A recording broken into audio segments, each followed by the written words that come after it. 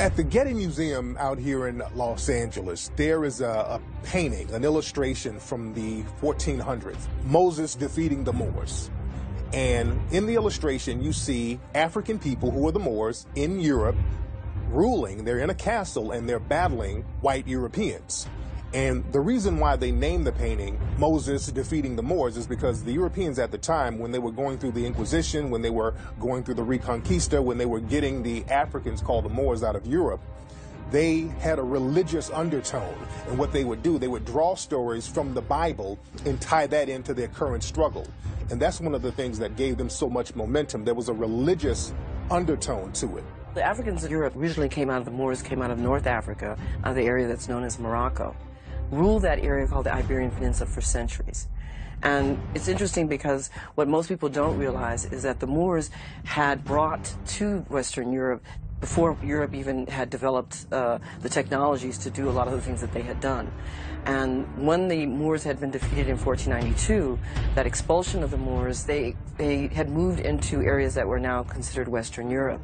But they brought with them a lot of the technology, the science, the astronomy, irrigation for being able to develop these lands. And that got erased out of history altogether.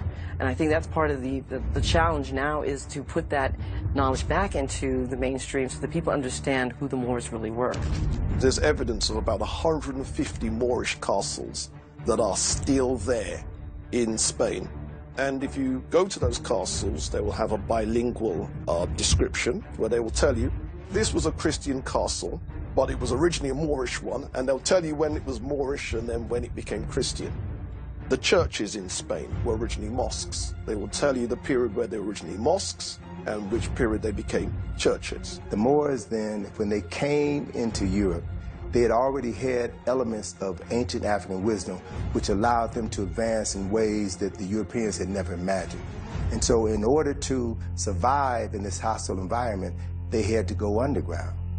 The same thing happened with the Europeans, who also were close to the Moors and other Arabs who had pieces of this knowledge. They found that this information allowed them to reinterpret the history of the world, the science of the world, and that conflicted with Christians, specifically the Roman Catholic Church. So they also had to ban those people, and that led to the development of what we now call today secret societies, or more specifically, societies of secrets. And those secrets were the ancient educational knowledge that had been developed in Africa thousands of years earlier. Islam will rise up in the course of history. By the 6th century, will cut off Europe from world trade by dominating North Africa and the Middle East. Europe was cut off totally from Asia, India, and Africa in terms of trade and access to wealth. So Europe would plunge into what we call the Dark Ages. But it was an economic depression that led to a complete breakdown of society. When they break out of that, they break out with a vengeance that we will never, ever again be in this situation. That breakout comes in the 1400s with the Portuguese. And they will wreak vengeance on the rest of the world to control trade routes, economic territories. Where is the wheat grown? Where is the gold? Where is the barley? We will get control of these things because we will never be caught in the Dark Ages again. In Cuba, they have a Spanish dish. It's called Moros y Cristianos, which means Moors and Christians. And this dish consists of white rice, which is the white Christians, and black beans, which represents the black Moors. So this theme of a racial battle disguised as a religious battle, that's still in popular culture today. When you conquer a civilization, you're actually conquering their God. Because what do? You change the name of God once you change their religion, once you change their culture. So the name of God is based upon how you create God. In other words, my perception of God now rules. It's initially about greed, but it's about greed coming from a culture. European culture has always been a war culture. Going back as far as you can go back to the farthest Germanic tribe, to the Vikings, the culture has been based on dominance, destruction, and death. And if you can carry that out against another people, you were the victim. They did not have a religious concept where the value of human lives was significant in the way Africa and Asia put human life first and dominance second. The oldest human beings on this planet came from Africa. And as these Africans migrated out of Africa and traveled northward, they were trapped behind a wall of ice during the Permian Ice Age 40,000 years ago. And through the process of speciation, they lost their melanin, became so-called European or Caucasian.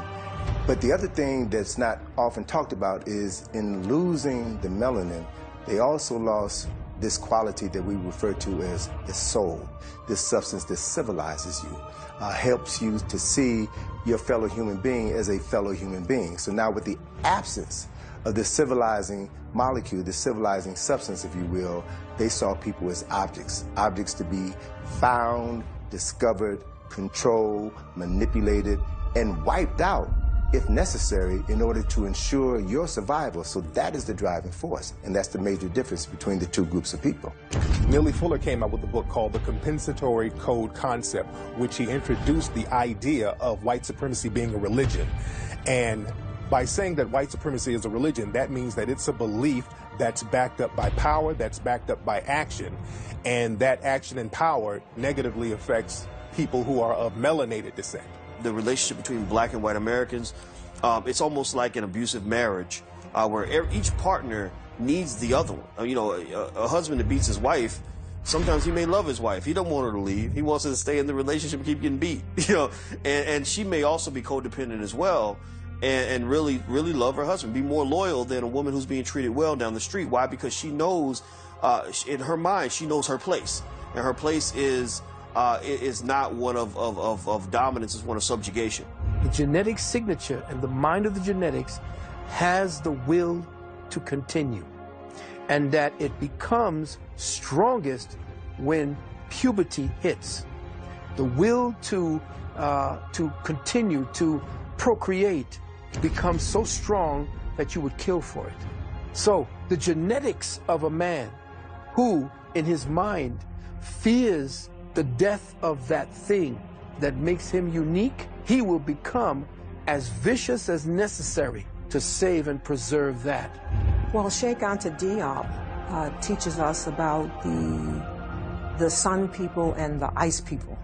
So what gave them the momentum is psychological disposition that came out of that ice age. So for sun people, African people, what was their psychological disposition? Living in the warmth, very little clothing, could just go outside and pick a fruit, as Dr. Ben would say, because there was this abundance.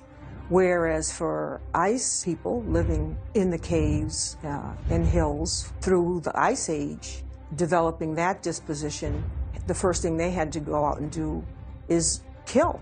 Imagine if a group of battle-hardened soldiers from Vietnam who've been in Nam for 10 years, you know, walked into a church where everybody's loving and hugging and being peaceful. Who's gonna win that battle? You know, who's gonna eventually dominate that church? The soldiers are, because they're gonna come with weapons, they're ready to fight. They've gone through hell. They've got battle tactics in hand. You know, the people in the church may not even know they're in a war. That's what I see when I look at Europeans versus the rest of the world. Europeans have treated the world horrifically. We know that. What they've done in Africa, in South America, North America, etc. But if you keep going further back, you look at how they treated each other, it's astonishing. I mean, they basically had about 1,000 years of complete ignorance, savagery, self-destruction, community destruction. We also got to be very clear about the terms we use, because when I use the term white supremacy or white supremacist, that's not to say that all white people are racist or all white people are white supremacists. That's incorrect. But the people who do choose to practice white supremacy are more powerful than the ones who are not. And a white supremacist is someone who believes through speech, thought, or action that they should be in a superior position over people who are non-white.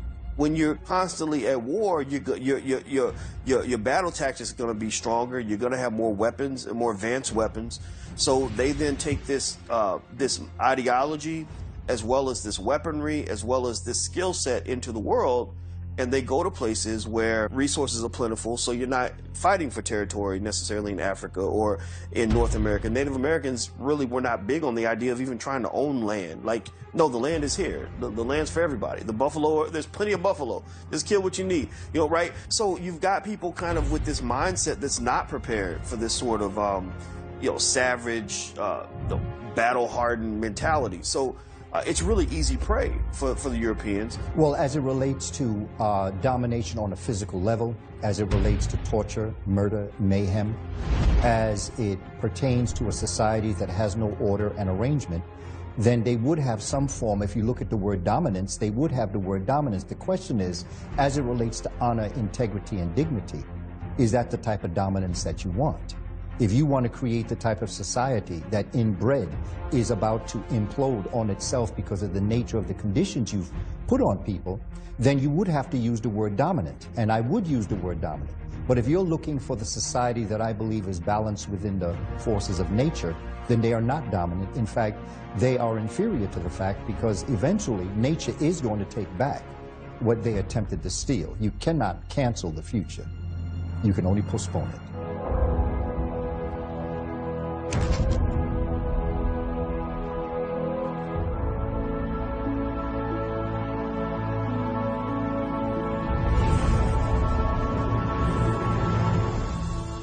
One thing that the white supremacists learn how to do is pretend to practice certain religions that other melanated people practiced all around the world, but their real religion is white supremacy when you peel the layers back. Because when you look at all of the religions, all of them are dominated by white supremacy now. So what's the real religion? The real religion is white supremacy.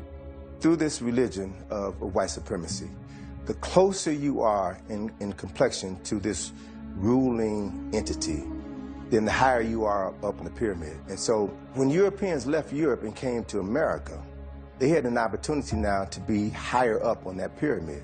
And so once they got here, a poor man in Europe, a poor Irishman, Irishmen were looked upon by Europeans as the niggers of Europe. But they can come to America and they can amass power, wealth, and respectability. As a matter of fact, George Washington, Thomas Jefferson, and those guys, they wouldn't have made it in Europe, but they can come here and adapt that same mentality and then open the door for other poor Europeans to come here and benefit from whiteness. So the Rahowa is a term that means racial holy war. It was popularized by a white extremist named Ben Klassen.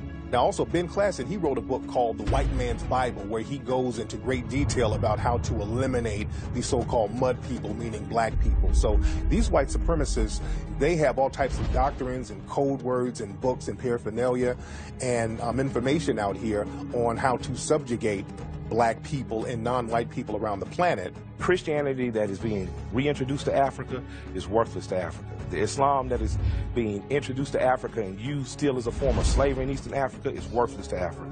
Africa created all of the world's religions, from agnostic to Zoroastrianism, came out of the mind of Africa. So the idea of the missionary, and this is the piece that we always have to look at, because when they first came to Africa, those of Eurasian descent, they did not come physically, they came spiritually.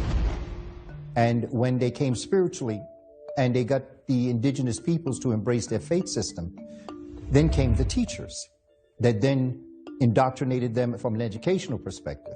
And after they had your mind and after they had your spirit, the physicalness was only a mop-up operation. Throughout history, people who have been captured have always been allowed to convert to the religion of their captors. But black people have not been allowed to do that. Black people have been trying to do that for the last 500 years. Black people have been trying to convert to what they think is the religion of the oppressor, which is Christianity. But that's not the religion of the oppressor. The religion is white supremacy, because if it was Christianity, the churches that we see today would not be the most segregated places in the planet. Church is the most segregated place in the world. You have black churches and you have white churches. If you're a Christian, there should not be a black church and a white church. There should just be a church. So if we have white churches and black churches, the reason why we have a black church is because we have a white church, and we have a white church because we have white supremacy. So white supremacy must be the real religion.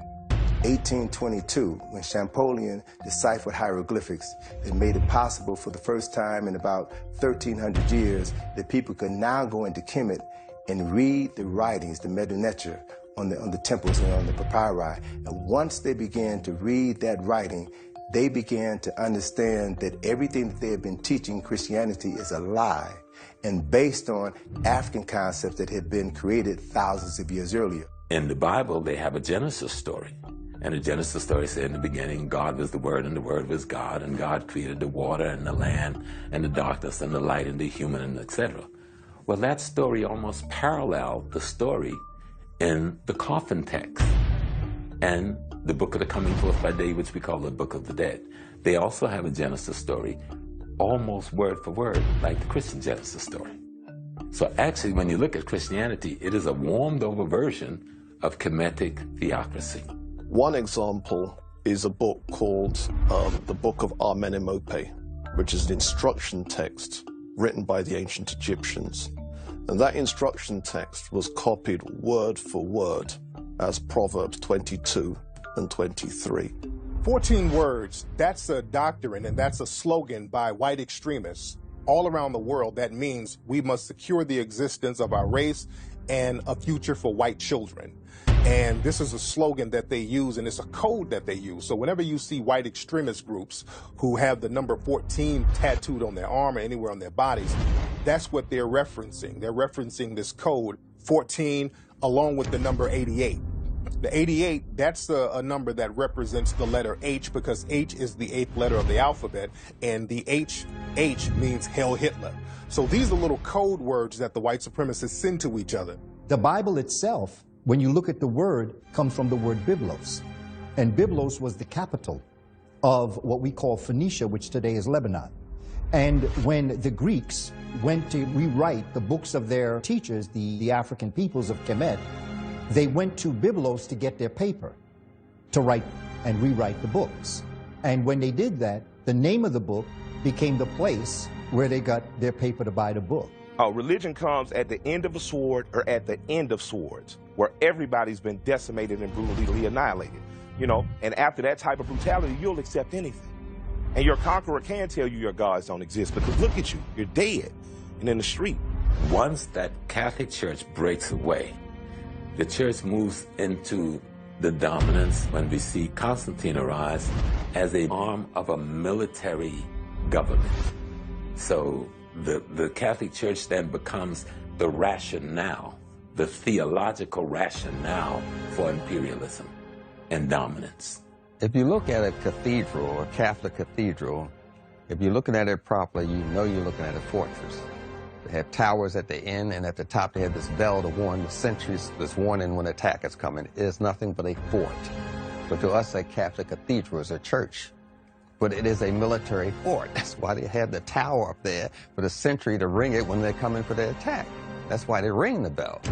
One tool of the white supremacists is to use what I call the 3 M's.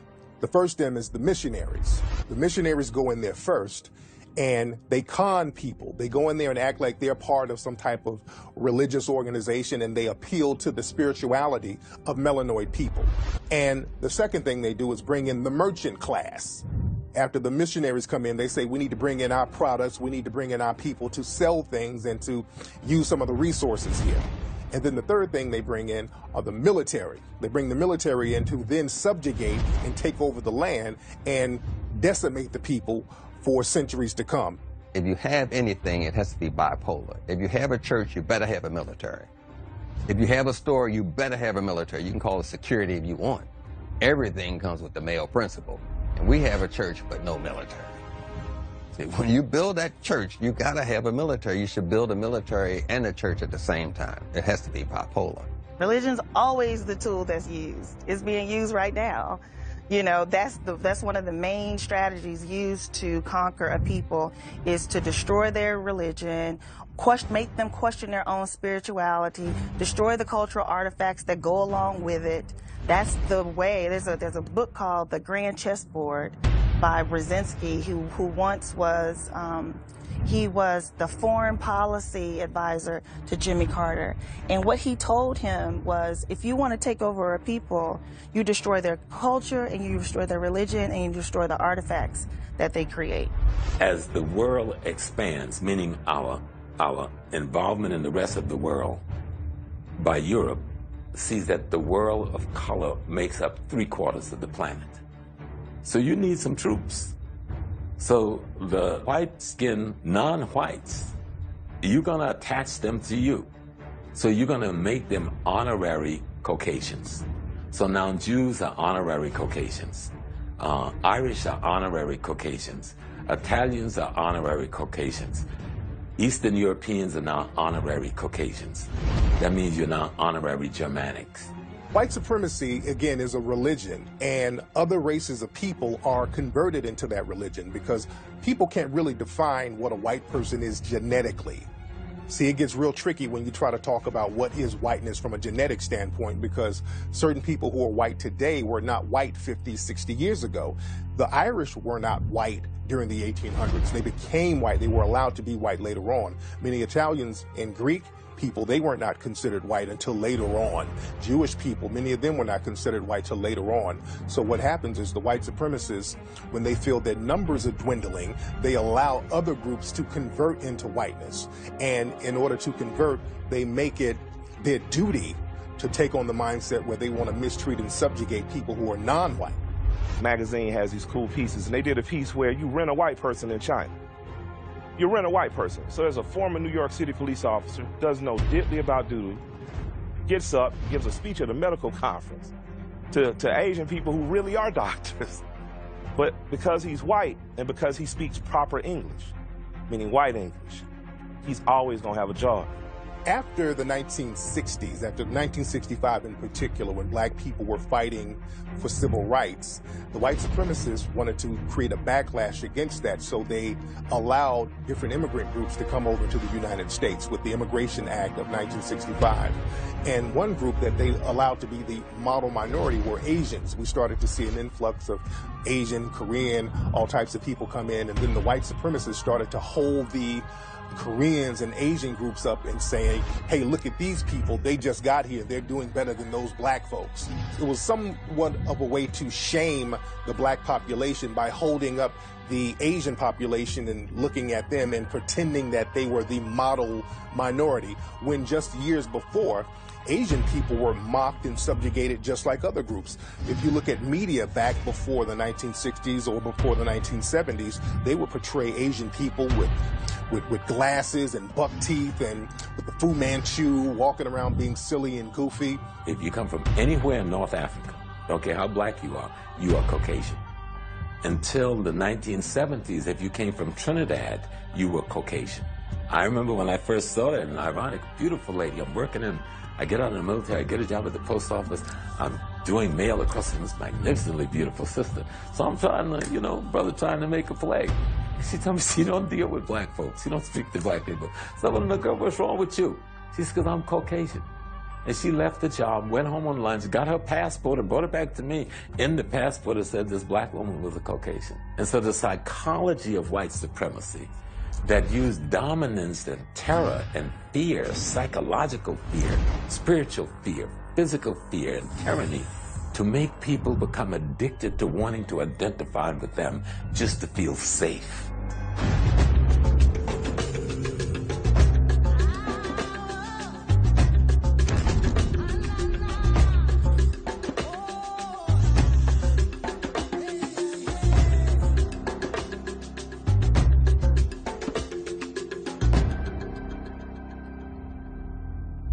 One way the white supremacists have been able to dominate and subjugate melanated people around the planet is by controlling the education, by controlling the knowledge, and controlling the knowledge of history.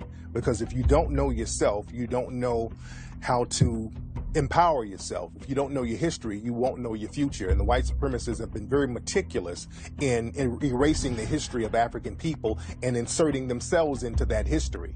The Greeks were the last race of people that the Egyptians passed the arcane knowledge on to. That's where Greek to me came from. They were the last ones that the Egyptians gave that to.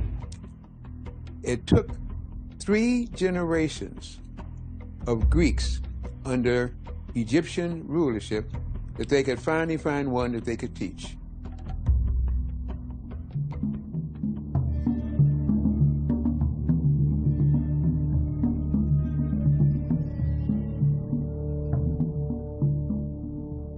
Now, the Egyptians call their land Kemet, and they use a piece of charcoal, a burnt piece of wood as charcoal, to symbolize what they mean, the blackest black.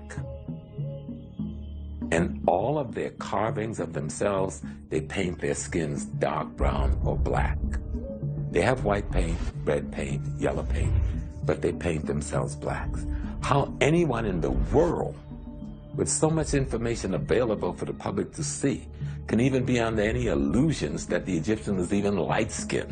Just when you look at climate and weather, if you go to Egypt, you will notice that the weather is quite hot. And you will notice that it is almost impossible to be able to be outside dressed the way the carvings on the walls are as it relates to the people. Because you would get melanoma before we even knew melanoma existed. So they could not have been depigmented or less pigmented. They had to have been heavily pigmented. So what we have then is various eyewitness descriptions where people visited Egypt and they left an account of the Egyptians in their texts. So what you have is people like Herodotus, who describes them as black-skinned and woolly-haired. Galen, who describes them as having short, black, dry, and brittle hair. Not to mention, as Dr. Clark has taught us, where in the world did they do what they did in Africa? He used to say, are you telling me that Eurasians came out of Europe and built Africa up, but never went back to Europe to develop their civilizations the way they did in Africa? Or does it make sense that it was built up in Africa and it was sporadically brought across the globe to China and to Iraq and to Iran and into Europe where you have the Stonehenge? Would that make better sense? So the answer is, there is no question at this point. Many of the artifacts that are on display in many of the Egyptian collections around the world are fakes.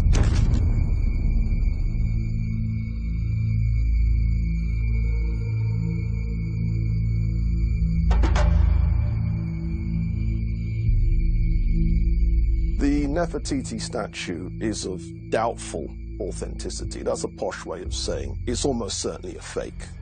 A number of scholars have come out quite recently. Henri Sterling in Switzerland, he's come out and said, listen, this is a 100-year forgery. If there is hundreds of paintings of Nefertiti and all of them are black, all of the statues in the Cairo Museum of Nefertiti is black, only this one little white statue in Germany is white. Something's wrong with that picture. Marx was instructed to use the face of Ludwig's wife, Emily Brochard.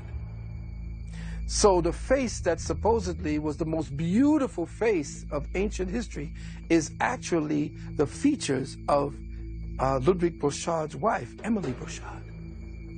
So now, that's not even the half of it. Beautiful statue, came out of the ground. No, it didn't come out of the ground. What happened was, Brochard, was forced to bring it forward after 11 years. So what did he do? He took the head that Marx made, went back to the Tel Al-Amar site, covered it up with dirt, and came out and had a photo op as if that's how he found it. One common lie and misconception that many white supremacists like to promote is that the African people didn't invent the wheel. That African people were just primitive, living in West Africa, waiting on the white supremacists to come save them. But in Africa, especially in the area that we now know as southern Libya, right in the Saharan desert, there were rock paintings of black Africans on chariots, and you can see the wheel, and these paintings go back 7,000 years. In 951 AD, there was a scholar called Ibn Hawqal, and he wrote a book. And in his book, he describes two things. The first is visiting a fringe city of ancient Ghana called Aldegast. And he witnessed a merchant writing another merchant a check for 42,000 golden dinars. Now that should blow people's heads clean off. West Africa had checks 951 AD. The second thing he describes is that the Emperor of Ghana was the richest king on the face of the earth. There is a city known as Eredo, E-R-E-D-O, that's located in Nigeria, that the brilliant scholar Robin Walker is coming out with information dealing with the idea that this, in Nigeria, is a city that is 400 square miles in elliptical shape, and the ramparts or the gates are 70 feet high, or what might be considered to be maybe a 7-story building. That's how big it is. And that was done somewhere in the 800s to 1000 AD. At the same time, 400 years later, in the 1400s and the 1500s, where folk are saying these people are primitive, this city exists in Nigeria. Once Britain burned the palace and they colonized the region and then renamed it Nigeria, it wasn't called that before, they did not permit the Oba, that's the emperor of Benin, to rebuild the palace. So consequently, what's there now is the tiny fraction that escaped being burned down. We look at cities that were larger than cities in Europe at that time. We look at cities that had the equivalent of ancient skyscrapers, buildings that were 4 or 5 stories tall.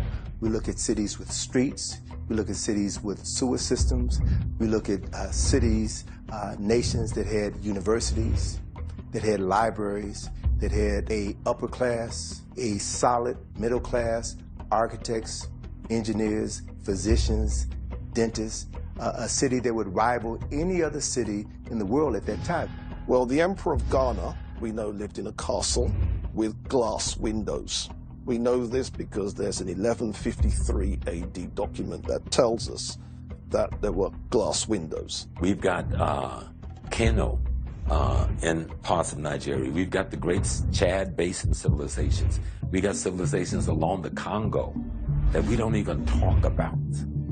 And what's ironic, in the 1700s, and you can actually go online and find some of them, the Europeans who go to the Congo come back home and draw pictures, which is in their museums, of these magnificent metropolises, these cities with streets laid out in grids and paved. They found the same thing in Benin, they found the same thing in Kumasi. But these same Europeans, especially the British and the French, will burn and sack most of these cities. A Polish scholar called Z.R. Dmytrowski did a survey of Nigerian ancient monuments and wrote a 3-volume architectural book called An Introduction to Traditional Nigerian Architecture, Volume 1, Volume 2, Volume 3. Now, that's important, you see, because most people wouldn't have thought that Nigeria had anything to be able to fill 3 volumes. Which brings me on to Benin. Benin is in the southern part of Nigeria. Now, Benin's architecture was very famous in medieval times. In particular, its royal palace. Its royal palace was the same size as whole European cities, just the palace. Ethiopia was one of the earliest countries to embrace Christianity, right? And so what you have in Ethiopia is a ancient civilization. You know, Ethiopia, we got to remember, Ethiopia is the source of the Blue Nile, right? And based on research that I'm looking at now, I'm really beginning to realize that Kemet is Ethiopia's oldest daughter. So the knowledge that flowered in Kemet began first in Ethiopia.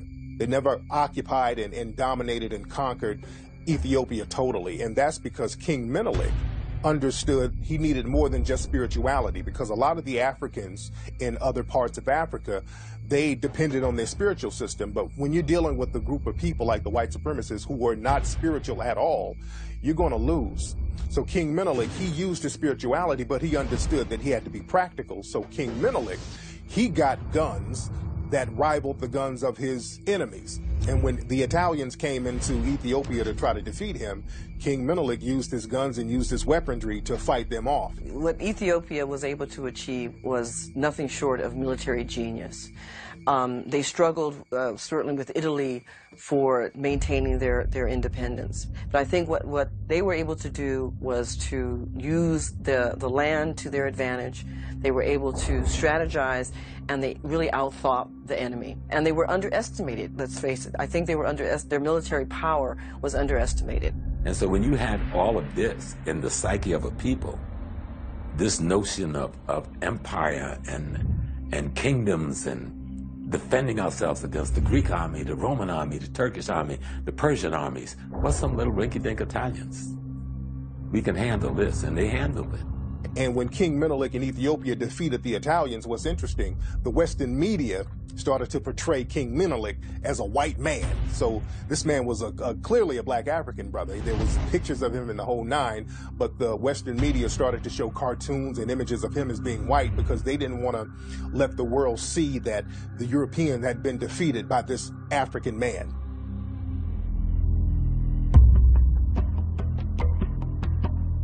Traditional African religions, particularly the one from ancient Egypt and Sudan, venerated this idea called Ma'at. And Ma'at, roughly speaking, you could translate it as truth, as justice, as righteousness, as reciprocity. The problem is when you're being attacked by people who don't believe any of that, and you are trying to do the Ma'atic thing, they will beat you, unfortunately. And this is one of those harsh lessons that the black community is still to learn. The assumption that another group's view of humanity is the same as ours. The assumption that another group's understanding of divinity is the same as ours. The African moved from the premise that everybody was a brother, and thus should be treated and accorded that kind of brothership and brotherhood. The European moved from a position that what is mine, and what is yours is mine if I can take it. You had a war culture coming in contact with an agrarian culture. The war culture is always going to win because the war culture doesn't put any value on human life. And that means it has no barometer to how much death and destruction it will carry out. People talk about the greatness of Africa, and we see some of the great empires that we had over in Africa. And naturally, a lot of people will say, okay, if we had all these great empires, where did Africa go wrong? There's several situations that happened. One thing that happened with Africa, you had Mansa Musa. Now, Mansa Musa, according to most historians, a West African black man who was a king in the area that we know as Mali and Timbuktu, the wealthiest man to ever live. And Mansa Musa's situation was a gift and a curse because Mansa Musa, he went around the world basically just giving out gold. This man had so much money, he could give money away. And he gave so much money out, it decimated certain economies in other nations. So it showed the humanity of the African people and the generosity of the African people, but you showed people that you had all of this wealth, so now people are plotting on you.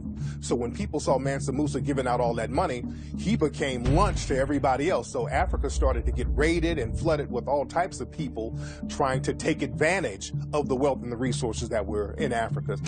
The tide rises and falls. I mean, what are we talking about? We're not supposed to be a victim of time.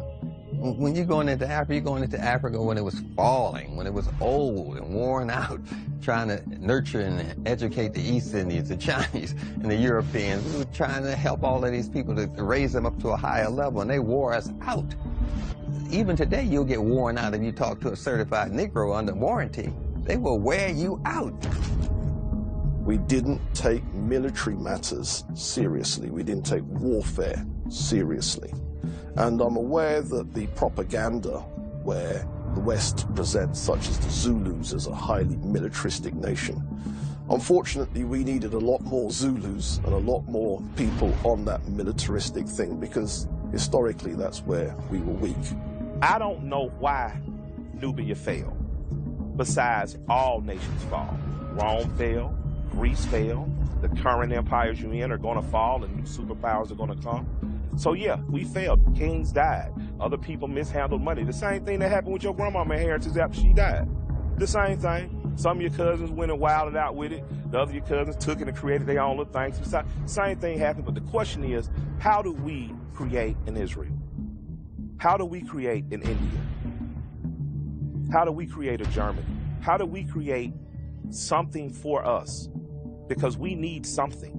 You know, Dr. John Henry Clark was like, we're yelling that we want a nation, and it's nation time, and we don't even know how to build a train.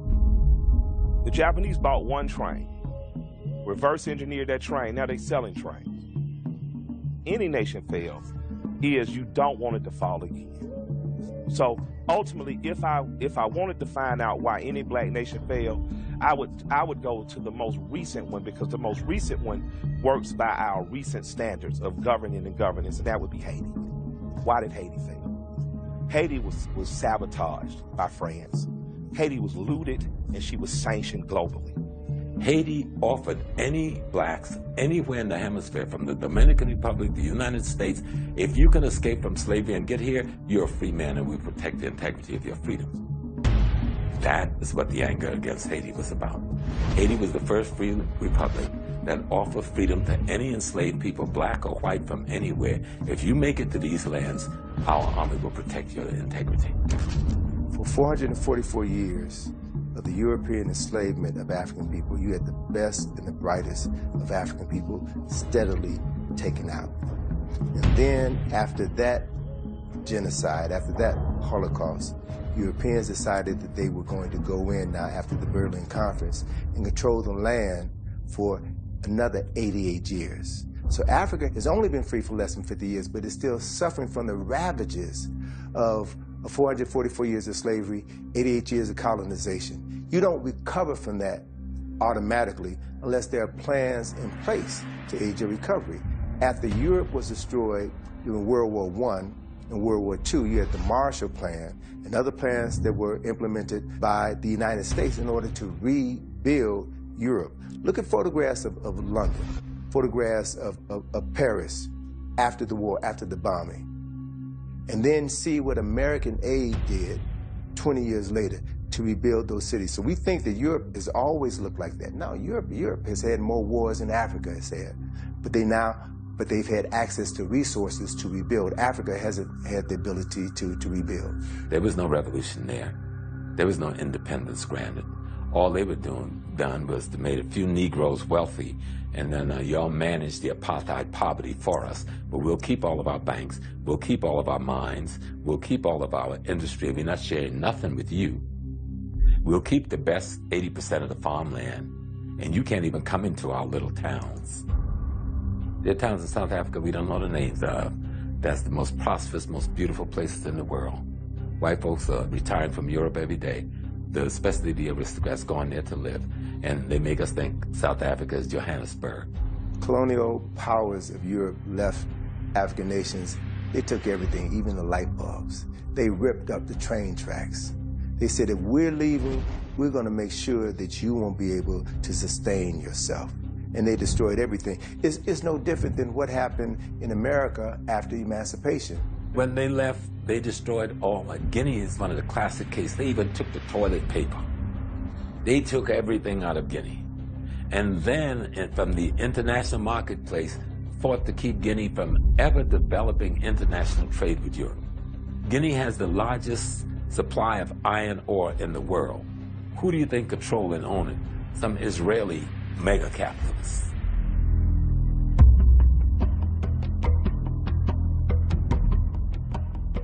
You know, your 0, 1, 2, 3, 4, 5, 6, and so on. Those numbers that we have are, people call them Arabic numerals. They're not Arabic, they're Hindu. But the mathematicians that introduced me to Europe were, in fact, African mathematicians.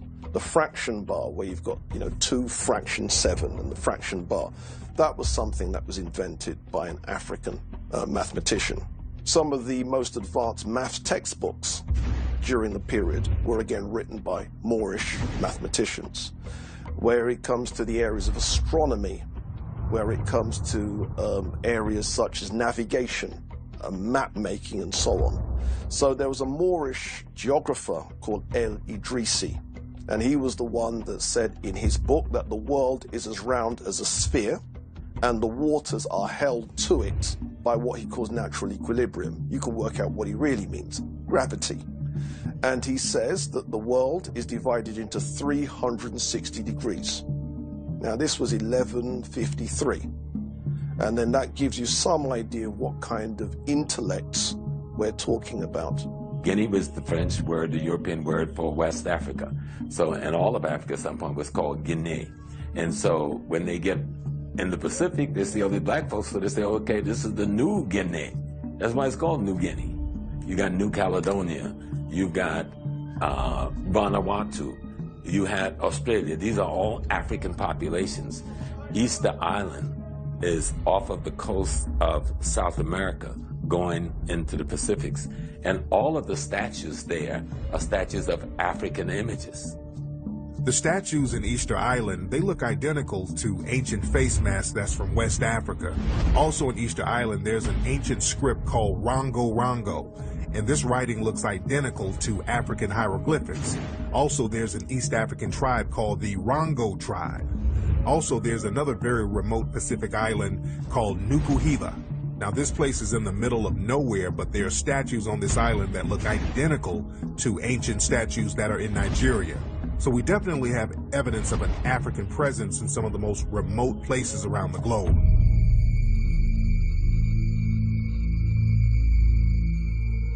You know, the Mammy Monument came on the heels of the creation of the Lincoln Memorial. Lincoln Memorial was built in 1922, right?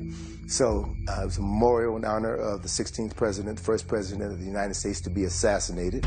Abraham Lincoln, the man who brought on the Civil War, the man who was responsible for ending slavery, and he was assassinated for that.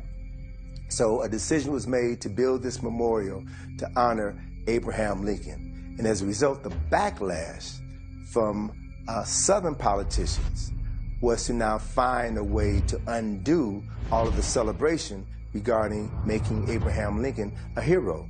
And that idea was to create a Mammy Monument to honor those blacks who submitted to slavery in order to present a counterpoint to Abraham Lincoln. What stopped that whole Mammy movement, because they weren't just talking about putting the statue up in Washington, they were trying to put the statues up all across the South in every major capital in the South. They wanted one of these types of statue, and with this rationale. But it was the black newspaper and the black community that rose up, and the NAACP that then got with the liberals in government to crush that movement, because they were serious about doing this.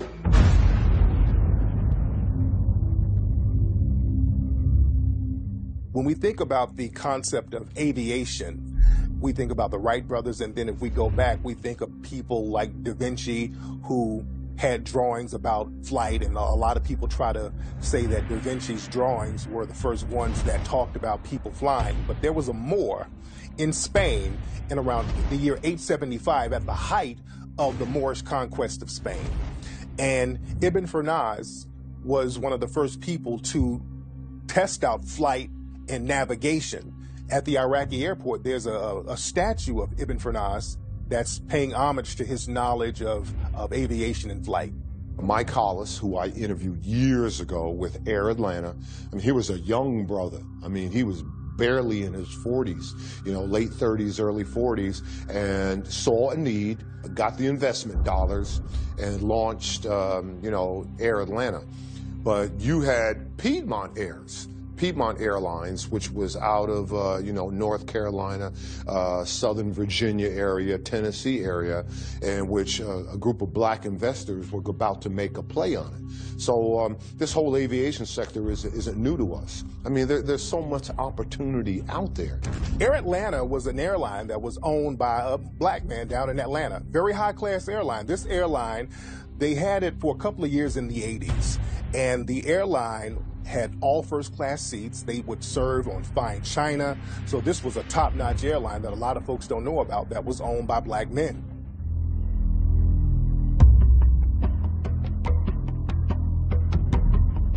Rene Lacoste is the designer of the Lacoste shirts that we see now today. That's still a very high-end clothing line that we see in high-end stores all around the world. Now, a lot of people don't know that Rene Lacoste was a black man who lived in France, and he was a tennis player. They called him the alligator because he would just decimate his opponents. And his father was white, but his mother was black Jamaican sister. And they kept that quiet. They still kind of keep that quiet to this day. You don't hear too much about his mother. But Lacoste is a black man, and a lot of folks don't know when you wear the Lacoste clothes, you're wearing the clothes of a brother who designed that. One thing, the white supremacists, they try to make it seem like racism is just a Southern thing. They're very good at telling that lie. But when you look around the country, certain places were not just segregated, black people were just not allowed. For example, out in the West, Oregon, black people were not even allowed to live in Oregon until the 1920s. Black people couldn't come there at all. There wasn't no segregation. You just weren't supposed to be there. People in England did not start shampooing until the late 1700s. And the reason they started to shampoo is a brother named Sheikh Deen Muhammad, who's a melanoid brother out of India who went into Europe. He introduced shampoo to Europe. You know, I go to Europe a lot, and I perform there. And one of the most interesting things to me is when I go there, the same way when you're here and you walk around in American airports, you see travel agencies telling you should go to Mexico, you should go to South America, you should go to the Caribbean. They advertise everywhere they conquer in the Western Hemisphere. When you go to Europe, they tell you should go to Africa. And they show you these islands, and I'm sitting there as a black man like, damn. Like, they never tell us to go to Africa, but they conquered it, and they conquered it so solely that it's a resort to them. Statement that Count Volney made in his book, Ruins of Empire, is very interesting, where, in paraphrasing it, he's saying, you know, the very people we are now enslaving in the Caribbean and in Africa are the very creators of this society and this great civilization that we are emulating and attempting to bring back into Europe. Because when you look at the Eiffel Tower is an obelisk or a tekenu placed upon a mur or a pyramid, except it's only skeletal. When you look at the Arc de Triomphe in France, that is in every temple that you go to in Kemet. So that they were actually stealing ideas from people that they were attempting to enslave. North Sentinel Island, that's an island that's right in the Bay of Bengal. That's right between India and Asia, right off the coast of Thailand. And this island, the people have been there for over 60,000 years. Now, these are jet black people. These are deep melanated people. And these black people, they've been on this island for years, and they are the only people on the planet that have never been subjugated by the white supremacists. And the reason why they've never been subjugated by the white supremacists is because they got one code.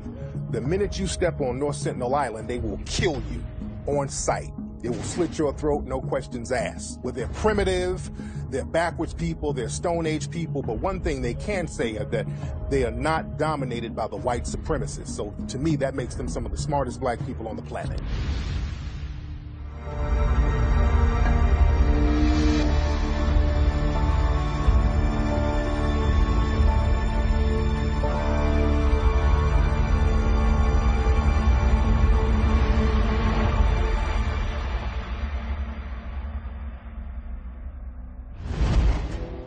One part of the religion of white supremacy is to sacrifice certain people and sacrifice their lives for the sake of your religion, to show your dominance in your religion. And this is what the white supremacists, they do with melanoid people all around the world.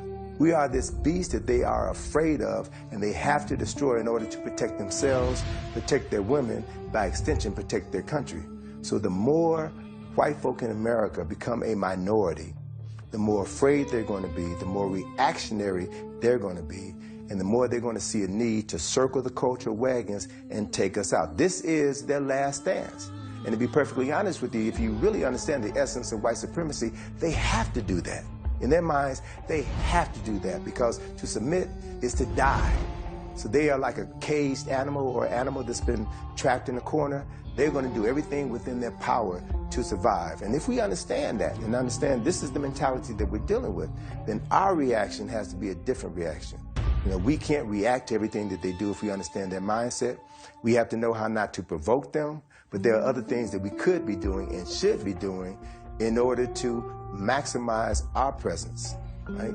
And take back our power so that we neutralize them just by our very presence. In order to maintain a system of supremacy, you have to also maintain that people stay in a position. And if they get too far ahead or make too many forward advances, there's a fear that we're going to lose control. I've even had people say to me, well, if we give, in quotes, black people everything they're asking for, then we will be out of control. During the Jim Crow era, and this just goes to show how sick the white supremacists are, because black people, we don't understand that they will harm our children just like they'll harm us. And they would have something called the Battle Royale, where they would go get black children who were in an economically deprived situation that was created by the white supremacists, because remember, they create economic deprivation. So they get these people who are economically deprived, and then they offer them scraps in order to entertain themselves. So they would get these black children and take them to these boxing matches that you had a lot of white supremacists watching and paying to see, and watch these kids beat each other up. Where they blindfold young black males, and it could be any amount of them from 3, 4 to 5 to 10, and they put in a ring or a circle, and they have to fight until the last man standing. So they just beat each other nearly to death, hoping to get whatever little rewards or favor that will come at the end of the day with who was left standing. And that was called the Battle Royal. Jack Johnson came out of that process of the Battle Royal. Our great black heavyweight, first black heavyweight champion of the world, came out of that process down in Galveston, Texas, where he grew up.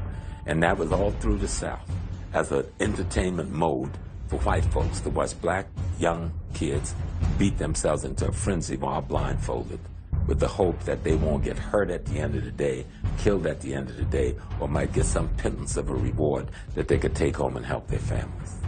When we look at circus clowns, especially the hobo clown, the sad-faced clown with the ripped-up clothes, that came from the white supremacists making fun of black people. At around 1874, there were these two white men who were minstrel show artists, McIntyre and Heath. And in 1874, you remember this is directly after the Civil War. When the Civil War was over, a lot of black people were homeless and destitute, and they would have to ride boxcars and trains all around the country looking for work, and they would wear tattered clothes, and they were just poor, begging and just trying to do whatever they needed to do to survive. And living in a culture of white supremacy, the white supremacists looked at that and said, okay, that's something that we could make fun of. So these two white minstrel show entertainers, they started to dress up in tattered clothes and paint their faces black, and they had these big white exaggerated lips with a sad look on it, because black people were sad at that time after the Civil War because they were destitute. And they made a mockery of this and went around the world and went around the country doing these minstrel shows. And eventually that image went into the circuses, where circus clowns started to do that. And even to this day, you still have these circus clowns with the dark faces and the big white exaggerated lips and the tattered clothes and the holes in the shoes. And that hobo clown image that we see today in circuses all around the world is basically still mocking black people.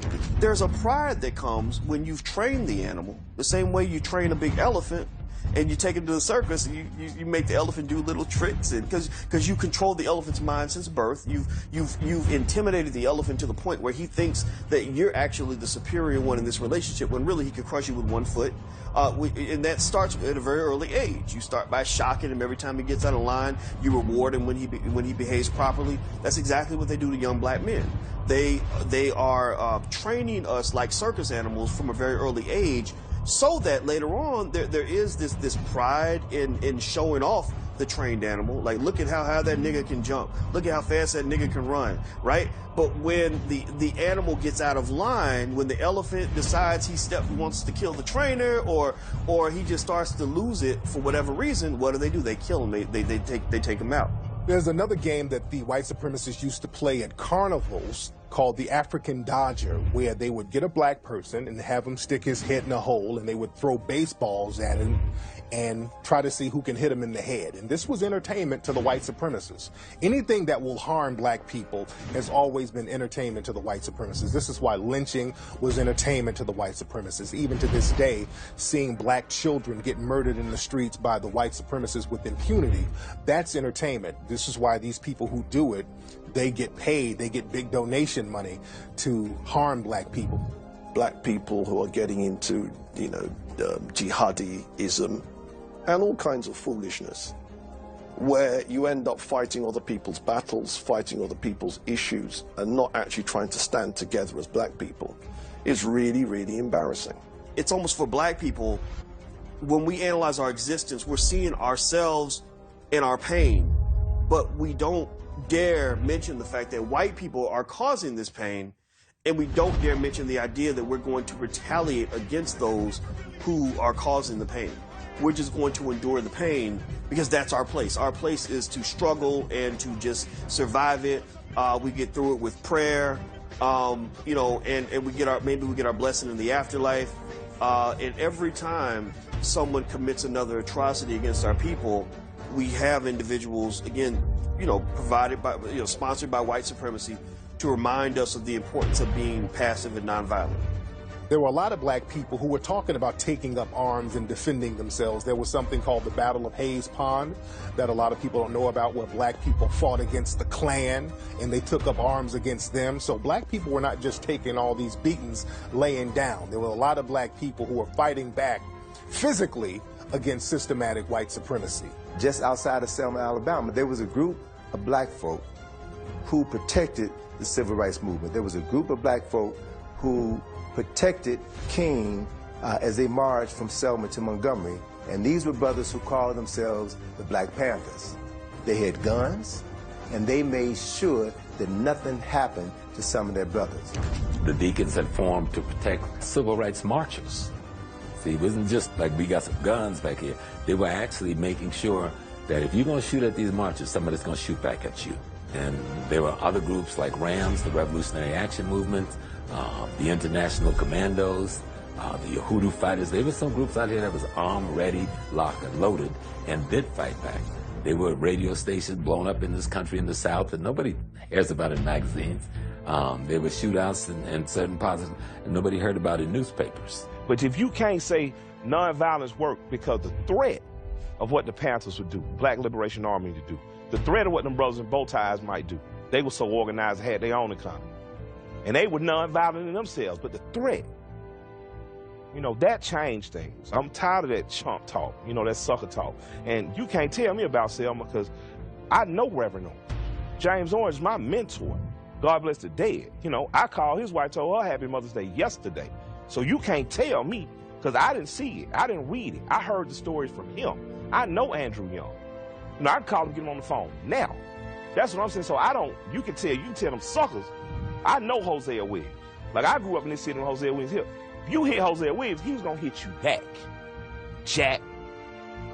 Robert Smalls and Buford headed a group called the Black Shirt. The Klan manifested South Carolina originally as the Red Shirts. And so they were marching on Buford, South Carolina, to deal with the black folks who had been doing so well after the Civil War. So Robert Smalls and the black coats, they didn't go after the Red Shirts. They went to the white population in Buford and said, listen here, those y'all's brothers, y'all stop them or we stop y'all. Nobody talks about that in the history books. Man, that's the beautiful thing about the Second Amendment, man. It applies to everybody. See, man, you got to be proud to be American, man. Let me tell you something, man. You will find no prouder American than this black man right here, man, because all those rights are due to me. Now, I might get inconvenienced. You might pull me over, stop me a little longer. You might, but bruh, that gun cleaner than your mama before she met your daddy. So at the end of this encounter, officer, you're going to give me that gun back. I'm going to put that gun back on my front seat, and I'm going to balls off on you. We go back to Nat Turner. He wasn't an anomaly, He was just one of the ones that got recorded. But we've always resisted. And we weren't separated. When Turner was brought up in charge, they asked him, who is your leader? It's got to be somebody behind you. He said, yes, I do have a leader. Who's your leader? He said, Jean-Jacques Dessalines. So Justin, y'all go find that Negro. They went on coming and told the judge, well, that was the emperor of Haiti, but he's been dead for years, so they bring Turner back. And so how you saying this dead man is your leader? He said, my leader is Jean-Jacques Dessalines. He was talking about the spirit of revolution left by blacks who had resisted by arms before. They want you to pull your pants up and go into the gas chambers. They want you to act right and walk into your noose. You see, that's all they're asking you to do. And so just even looking at how those phrases are termed, first of all, those are connotative sentences or connotative statements, because you're saying act right. Well, what is right?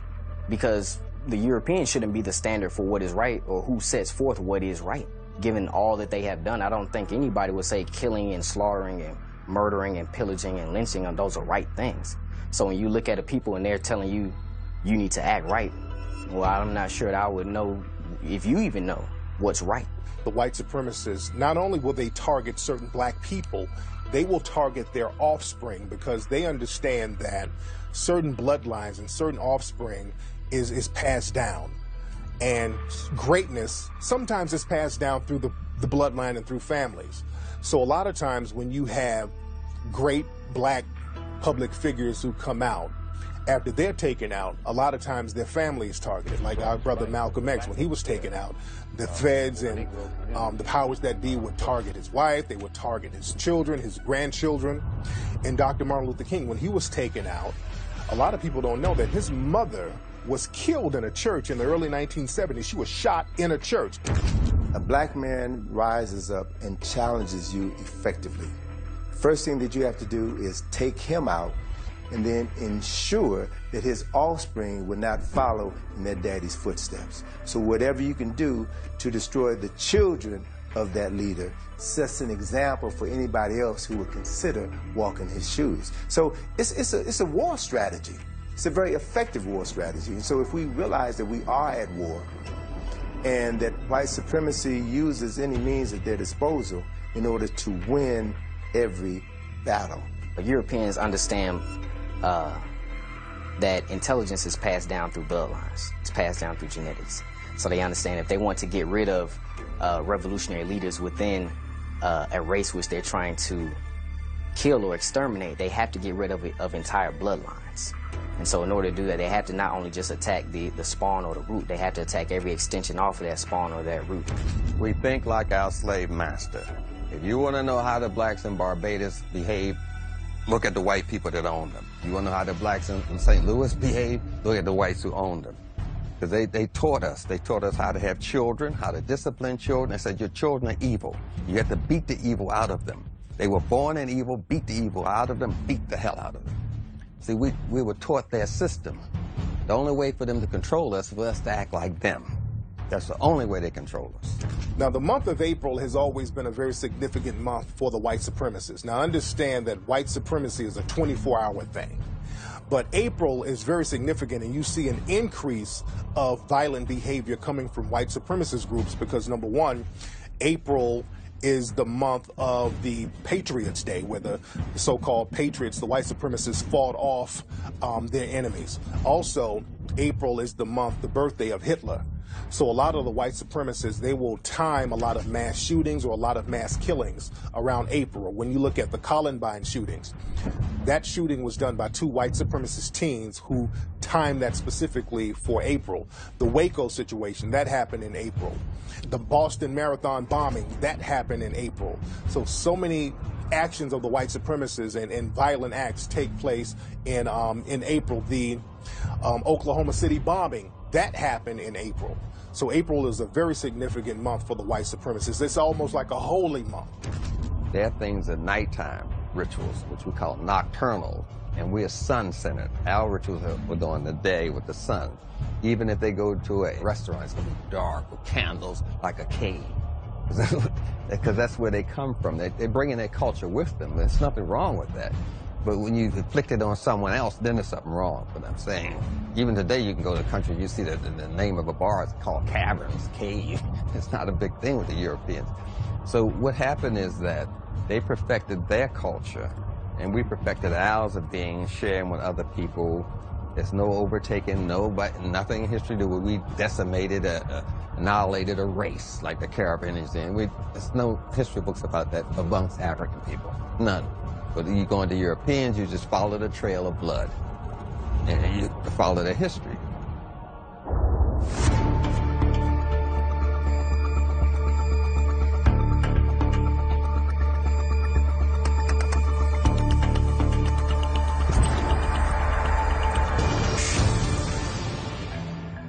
One way that white supremacists have always been able to subjugate people is by using germ warfare. This started with the Native Americans when they would come around the natives and give them smallpox, and they saw that disease can kill off more people than the gun. So the white supremacists, they've always used disease to decimate people, with AIDS, with Ebola, with all types of other diseases, so they can kill off the people and take the land, because they understand if you violently try to take people off their land, sometimes you destroy the land. They understood that with Japan. By dropping atom bombs and all this stuff on people, what happens is that you'll kill the people, but then you'll destroy the land, and the land will be useless. Ebola's in Nigeria. At the same time, Nigeria is supplying 20% of its oil to China, who is our new Russia, who we need to make sure has a cap on how much gas they can use. So now we got troops in Nigeria just chilling. And the reason is Ebola. We got troops in the Eastern Horn of Africa because there's skirmishes and there are pirates there. It looks to me, though, that's the only place fuel can go in and out of by ship. So in case it ever gets stupid, then you know who can close it off. So I just look at the world from a bigger context. And scientists now have so perfected this art of germ warfare that they have developed melanin-specific viruses. And how pneumonia has been spreading throughout the black community. The pneumonia virus has mutated to the point now where it used to be cured with an injection 10 years ago. Now there's so many forms of pneumonia out here that are taking people out left and right. Working with Tulane University and Columbia University, have a lab in all three of those countries that's producing bacterial warfare. And one of the things they're producing is Ebola. And the CDC owns the patent on this Ebola virus that just wreaked havoc over West Africa.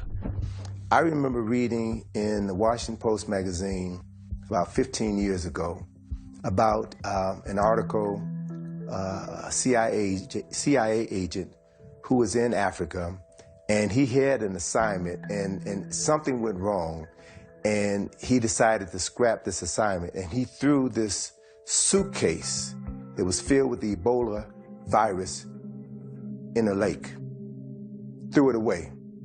And then a short time later, Ebola breaks out in that community. So these mysterious viruses that just show up and only seem to target specific people, we have to begin to recognize that as a potential form of genetic warfare. The most modern instance is the Ebola situation in West Africa. Ebola jumped from the Congo to West Africa and missed all those other countries. That was a flying virus. It must have took wings. ISIS is not only a political and economic scheme, but a spiritual scheme based on a metaphysical level, because now they're taking the name of our ancient African goddess and they're framing it in terms of malevolence, as though it's bad. So, you know, when African people start to promote African culture more and the name of ISIS is being spewed into the atmosphere, you know, just through us revering that spiritual system of ancient Kemet, white people who may over here say, oh, ISIS, and thinking that we're terrorists, so they're indirectly associating those things and making them overlap, even though one is created by them and for malevolent means, and one is in reverence of our culture. Shell isn't going to stop building pipes there. British Petroleum's not going to stop laying pipes because of an Ebola outbreak. So the question becomes to me, like, is there for real? Are we knocking people off? And people, then they say you're a conspiracy theorist, but my great-grandfather's father was a part of the Tuskegee experiment. So yeah, I believe in conspiracy theories because it has affected my life. So you got to start asking yourself, if a disease just pops up out of nowhere again and again, and the people are dying, but yet their land is needed for oil, what's, you know, one of many things could be happening. What I do know is I don't buy what they tell me on TV. They used the syphilis on us. And people think, oh, they just took a couple people and gave them syphilis. No. What they did, they infected men with syphilis, and then they let them go without treatment, without even knowing they have syphilis, to spread it to their wives and their girlfriends, and thus throughout the black community for decades, while they studied the effects of syphilis on the human body by guinea pigging these Africans. That was just one instance right here in the United States. The medicines that Africans have been using for hundreds of years are known to the Western world. You get in the bush and you'll find folk who, I remember when I was in Ethiopia back in 1985 and met this Ethiopian herbologist who had a cure for cancer. And he showed us his patients. He showed us before and after pictures of him curing cancer cells on people's bodies by using specific herbs. And he talked about the differences between using certain herbs that are designed to kill certain diseases and certain viruses, as opposed to pharmaceutically produced chemicals that will kill certain viruses, but they have side effects. So you take other medications for the side effects, but these specific herbs are targeted only to focus on certain cancers or certain diseases and take them out without affecting other parts of the body. Those herbologists, those scientists, those chemists still exist in Africa today. People living about 150, 200 easy, 200 years old. The health was superior. You wouldn't go to Africa and get somebody with arthritis, rheumatism, diabetes to pick your damn cotton. I mean, that's absurd. You wouldn't get some healthy people because you're trying to make some money. So you went there for that. White supremacists, they would take the skin of African slaves and actually make shoes out of them. This is something that they don't like to talk about. Even today, there's a company over in Europe that makes shoes and leather products based on human skin. Right now, to this day, they make leather products based on human skin. Our communities are ridden with products that have GMOs. More likely to find products with GMOs in our supermarkets in our neighborhoods than you will in other neighborhoods. And why are GMOs critical? Because it's been shown not only are they cancerous, but they destroy nervous system tissues, they destroy brain tissue, and so they impede our cognitive development. So we have to begin to be more concerned about nutrition. You have power when you can control your eating capacity. When you got to depend on Piggly Wiggly or Stop and Shop or any of the other supermarkets for your food, I don't care how many millions you have, if you can't grow your own food, you don't have power. Power is the ability to eat. So even if you got that little garden in your backyard or on your windowsill in a project and you're growing your own food, you have power. Because if all those stores shut down, you can continue to eat, and in continuing to eat, you can continue to live.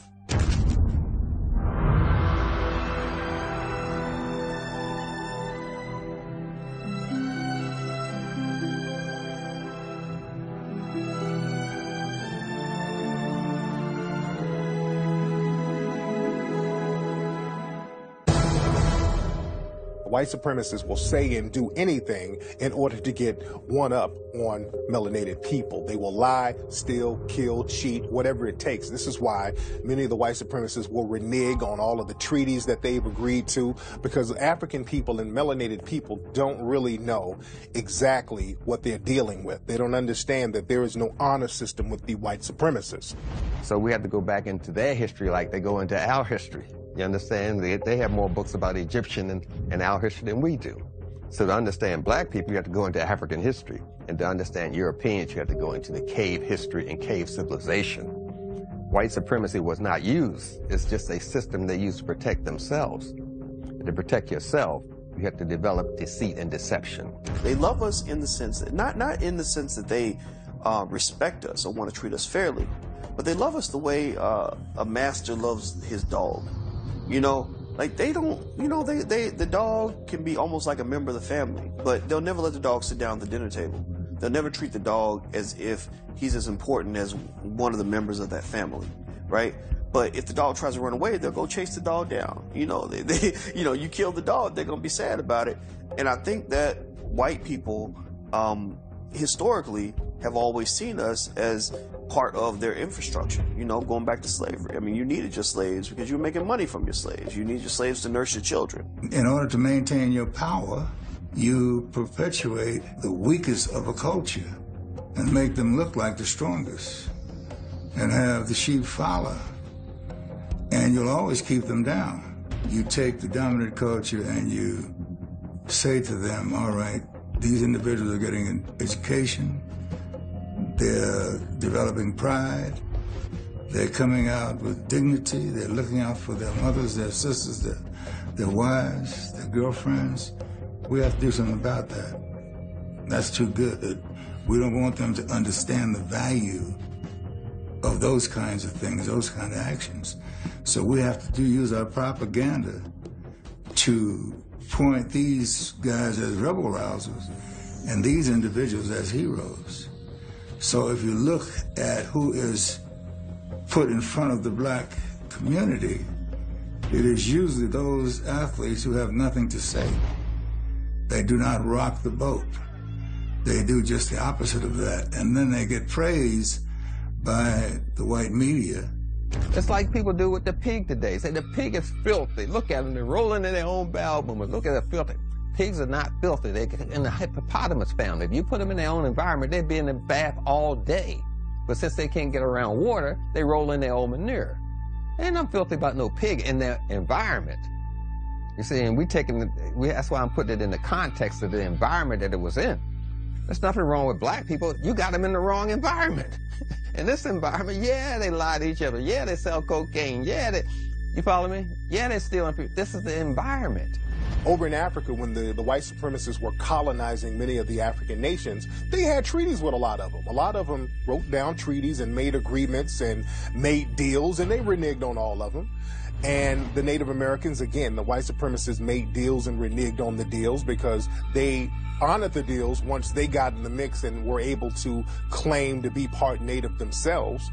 There are treaties now, especially the Treaty of 1866, that shows that black people who were freedmen at the time should get some of the same benefits and resources as the Native American tribes. But these treaties are not honored, and it's on paper. There's no reason for them to not honor the treaties.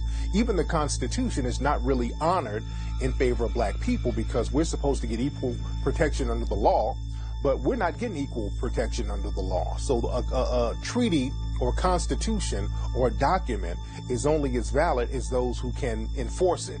And nobody is enforcing these treaties and laws for melanated people. Fast forward into the 60s, you had the hippies. Who were the hippies? It was whites pretending to be Indians. Look at that culture again. Go back and you will see they were striking teepees all over the place, intermingling, even naming themselves after Native Americans. All of the maps you see is wrong. You have to look at Peter's projection. Peter's projection showed you that Africa is twice as long as what you see, and Europe is twice as small. So we got to go to Peter's projection to see the true size of Africa, because we've been lied to with maps, lied to with history. Obama said that he had an international meeting and they asked him about racism in America, and he said, yeah, there's racism, but it's getting better. There's no such thing as better racism. There's no such thing as progressive racism. That's like saying we got rape, but rape is getting better. You either have racism or you don't, and we have systematic white supremacy, and we need to replace that with a system of justice. White abolitionists, how you feel about John Brown? That's my bar. That's my bar. So if a Quaker wanted me free, okay, that was cool. I'd buy Quaker oats, but he wasn't willing to put that pistol in his hand and his rifle on his shoulder and knock her head off of me. Now, if you're willing to do that, I'm down with you. And that's what John Brown was willing to do. So what I'm going to tell you is study the white abolitionists. Study the ones who was willing to pick up arms and kill with it. Whenever you talk about racism, a lot of the white supremacists will try to pull the Jedi mind trick and start talking about slavery, antebellum slavery, talking about, well, slavery is years ago and there's no more slavery. White supremacy is slavery. Being subjugated is slavery. So we live in slavery now. The prison industrial complex is slavery, where they can criminalize you and make you work against your will. That's slavery. You know, my situation, when I was walking on the flag, and then you fast forward about a month later and you had this Dylan Roof case coming about. Not only was he walking on the flag, but burning the flag, but then he went even farther and killed 9 people. You see, you saw right then and there the white psychology and their alignment with white people regardless of what they do. Any black man who is against the white supremacist structure and is willing to stand by any means against any threats is indeed going to be considered a terrorist towards white supremacy. So even with me doing what I'm doing in the community, I may not be out, inciting riots or waging physical war on Europeans, but the simple fact that black men want to come together and build their communities, that automatically makes you an even greater terrorist, because you're already by default a terrorist just based on your melanin and your genetic dominance. However, now you're a political and economic and physical terrorist towards this white supremacist structure.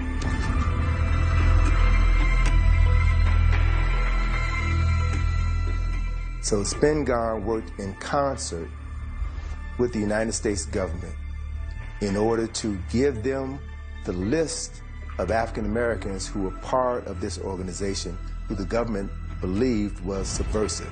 So on one hand, you've got people like Spingarn who are funding this organization and using it as a front to identify the thinkers within the black community so that they could be effectively neutralized one way or the other. But for them still to give the Spingarn Award to black people when Spingarn himself was turning over the membership list to Army intelligence. That's deep right there. And that's white. That means you're addicted to white supremacy right there. They exist, and they've been in the NAACP, and they've been in the National Urban League, and they were in SNCC, they were in the Black Panthers, they were in the Nation of Islam, and they were in Dr. Martin Luther King's movement. They were there.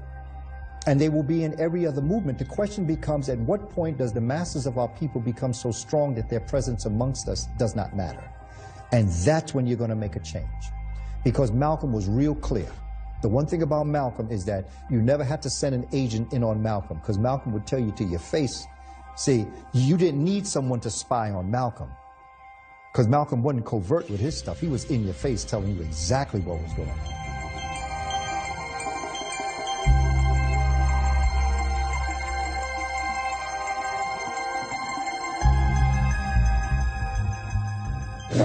This has nothing to do with selling your soul. I mean, if you look at it that way, okay. Yeah, but depends on how you look at it. Sure.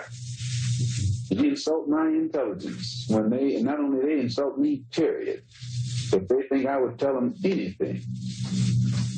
But it would be good, and I think in many ways it might be of some benefit to your organization. You know, if in fact we can eliminate people. There's no government agency that can ever expect any information out of me that's in any way detrimental to any religious group or a black group, for that matter, in this country.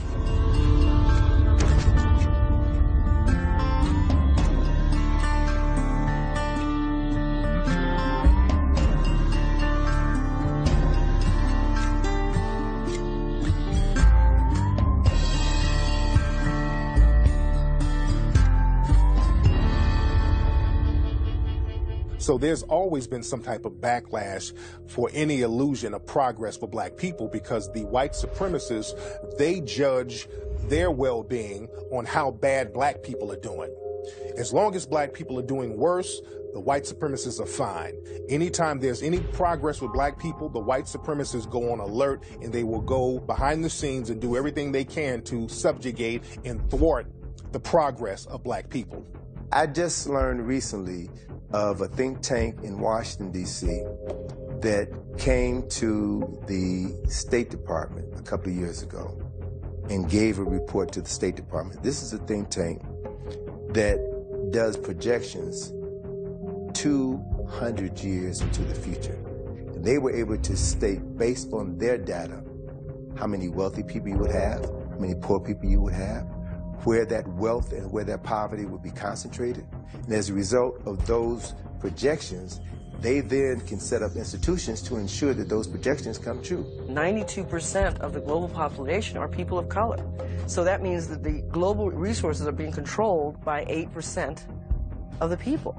I mean, but if we start to think of ourselves in this way, then it becomes really insidious in how systematic this has been built. to convince people around the world that they are minorities, I mean, that takes a lot of power to do that. So if you can imagine the power it took to create that kind of mindset, and of course it's going to take equal amount of power to maintain it. To get a banking, to be able to open a bank, the kinds of things that a black person would have to go through to get approval versus what a white person or even other foreign nationals would have to go through is extraordinary, you know, because our approval is predicated on the whites who are sitting behind the desk seeing us as their competitors. We somehow think that white people are supposed to congratulate us when we make progress, that they're supposed to be happy for us, that they're going to give us their blessing for taking resources that they feel belong to them. No, the other team will never congratulate you for scoring more points. White men created the ghetto. They determined where we would live. And once they determined where we would live, they then would determine where the resources would go. Schools would be built outside of that community. Grocery stores would be developed outside of that community. Resources would be diverted from one segment of town, one area of town, to another area of town in order to produce generations of poverty. You can enslave people right on their land. You don't have to put them behind bars or what Neely Fuller calls greater confinement. Stalin learned how to decimate the Ukrainian people by making their neighborhoods and their country a prison. What he did was control the resources that came in and out of the Ukraine. And what he did was create a forced starvation. In the 1920s and 30s, millions of Ukrainian people starved to death based on Stalin cutting off the resources and literally making their neighborhoods and their homes prisons because they couldn't get out, they couldn't bring food in, and they took their weapons. So basically people sat around and starved. And they still do this now in black so-called areas around the country. They control the resources that come in and out. They don't allow black people to get certain jobs. They don't allow black people to get certain education. And they understand that this creates a prison. White supremacy is a prison. White supremacy is slavery, and people are negatively affected from that prison slave system. Keeping a control over their inheritance. Simply just in occupying these institutions and not allowing blackness in any way possible. We got the Voting Rights Act passed. We got the Desegregation Act passed. We got the integration of the schools, which I didn't agree with, passed. And there was a backlash. That backlash was economic. Because it says, okay, we got to let you in the schools. Government fan, we're going to do that. Okay, we got to let you vote. We'll do that. But the one thing we can stop you from doing is making capital at the most basic level. So all the jobs y'all are doing, we're going to open our borders. And we're going to bring in 12 million people who we're going to call illegal immigrants. No nation in the world allows that to occur. 2 Americans go to Mexico today, like the young white man, the Marine. He stumbled across the border and they threw him in jail. Another way that the white supremacists will deprive resources is to create all-white unions. This is why all-white unions were started, to keep black workers out of the workplace. And this is why a lot of lynchings were happening, because a lot of black workers would go to these cities and they would be strike breakers. These unions would have strikes, and the company owners would bring in black workers, and the white supremacists would just lynch these people and run them out of town so they couldn't take those jobs. And there's nobody that really does anything about that. In many cases, that power was supported through violence.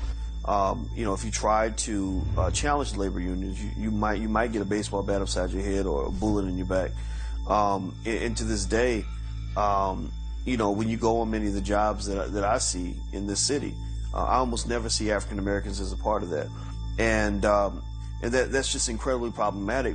There was a cigar company that had on the box, these cigars are made by white union men.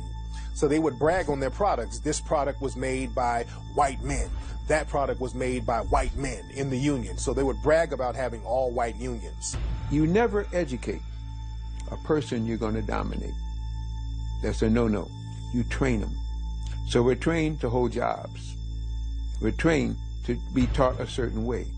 We're not trained so that you can begin to create.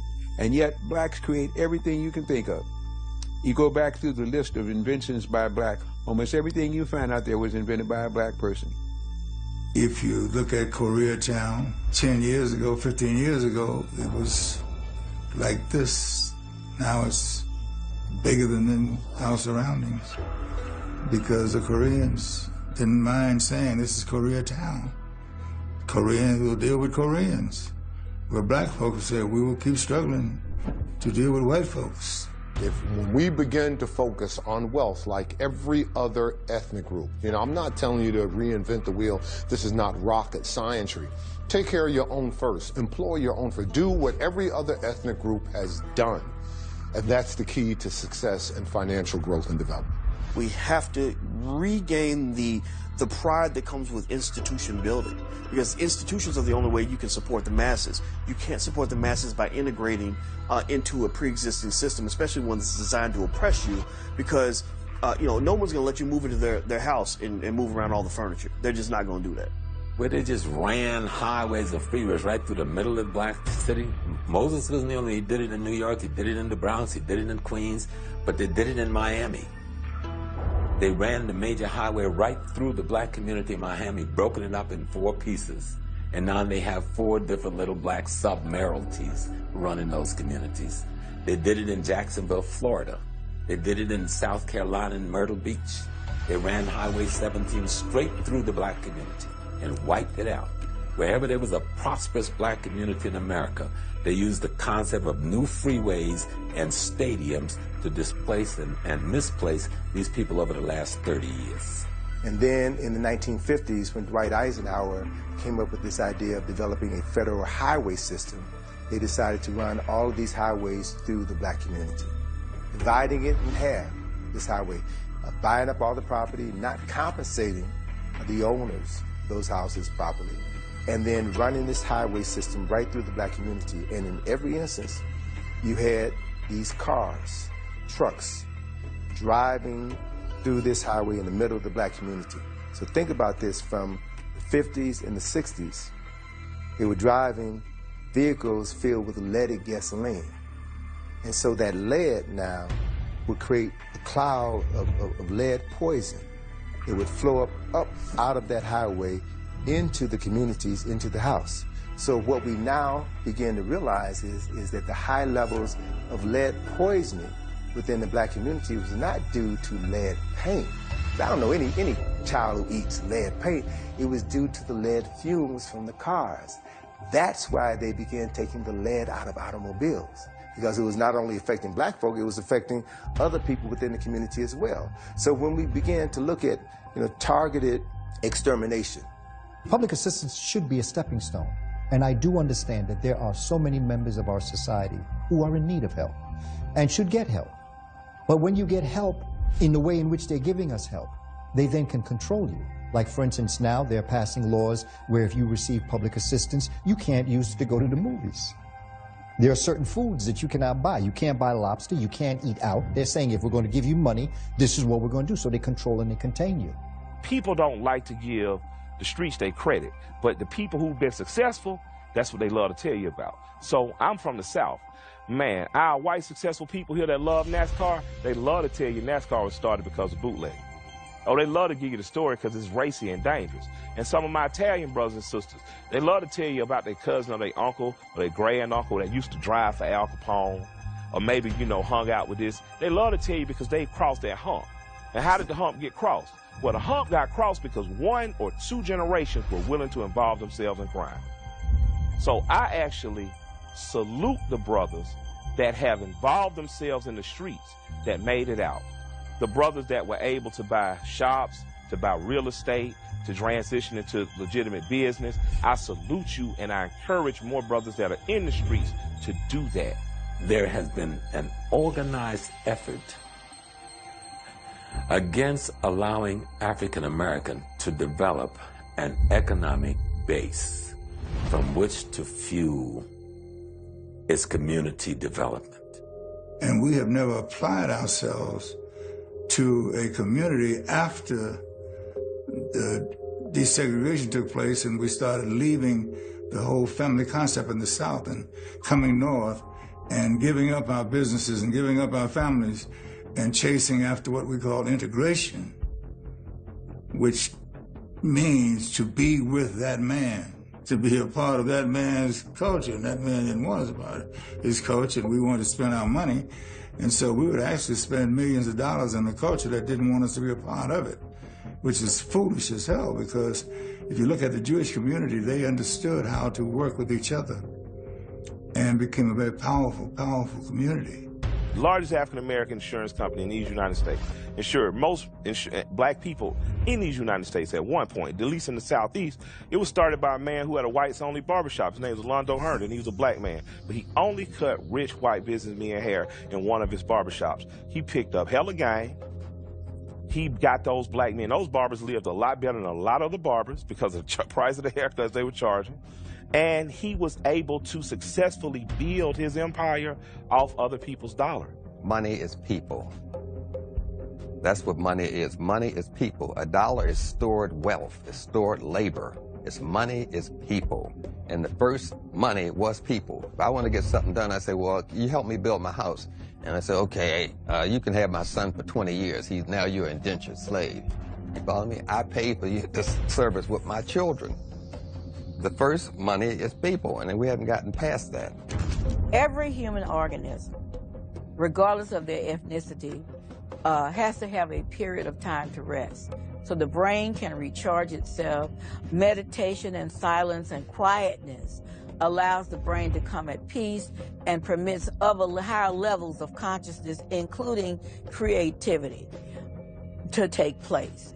By keeping you busy, constantly either working for somebody else, having your dollars circulate outside of your community, keeping you under stress with laws and systematic subjugation of people of color, gives you no time to have that period where you can be at peace, where you can rest, where you can regenerate and recharge your brain so that the neurons themselves can replicate and reproduce themselves in ways that are healthy to the organism. And you study the history of Booker Washington. There's a book out, a young lady's put out about Booker. You see that Garvey came here to implement Booker's program. Because Booker was already doing works in Africa, and one must question, why did he die so mysteriously just before Garvey got here, when they were about to hook up in Union? Rich people that left Europe to come to America did not go to Ellis Island. They went to Soundview in the Bronx. That's where their boats went. Rich people went to the Bronx. And the poor people went to Ellis Island. And this is another part of history that's never really discussed. Racism was not just regulated to the South, and also when you look at the North. In New York, there's a slave plantation called Sylvester Manor that was right off Long Island. It's still in existence right now. It's a tourist attraction right now in New York that a lot of people go to. Down in Birmingham, Alabama, they have a slave plantation that's still in existence called the Arlington Plantation, and is right in the middle of the what's called West End area, which is a black area. And West End has gone through so much gentrification that the place now is just decimated. There's dilapidated houses, and around all this degradation, there's this sprawling, bright plantation. And when I went there to the Arlington Plantation, which is on Cotton Avenue, by the way, the name of the street is Cotton Avenue, and I'm there, and across the street from it is a housing project. And outside the housing project, there's a lot of black people, poor, begging. And I'm looking at the plantation, and I'm trying to find out where the slave quarters were. And then I realized, because I couldn't see the slave quarters around the back of the building, but I realized standing across the street inside of the housing project, or in front of the housing project, this is the slave quarters. This must have been where the slave quarter was. So when you look at history, nothing has changed. Nothing has changed as far as racial history. Let every black person who works hard get everything they deserve, because then that would take something away from white people. So the way it ends up becoming a little bit like that movie, The Hunger Games, where you have masses of the oppressed and you take a couple of people out of the oppressed group and you let them be successful. You treat them even better than you treat yourself, and you hold these people up as beacons of hope, so that you can maintain them. And you're telling these people, look, if you behave, if you endure your oppression, if you allow us to treat you a certain way and don't complain about it, you might have the opportunity to win the Negro lottery and become one of these esteemed elite black people who are successful. And that just does not work. What happened here was an alternative labor force was allowed in this country to do the work that the African American population was doing as a punishment to the African American population. And to handle the residuals, they escalated the prison industrial complex. We understood economic development, the value of it.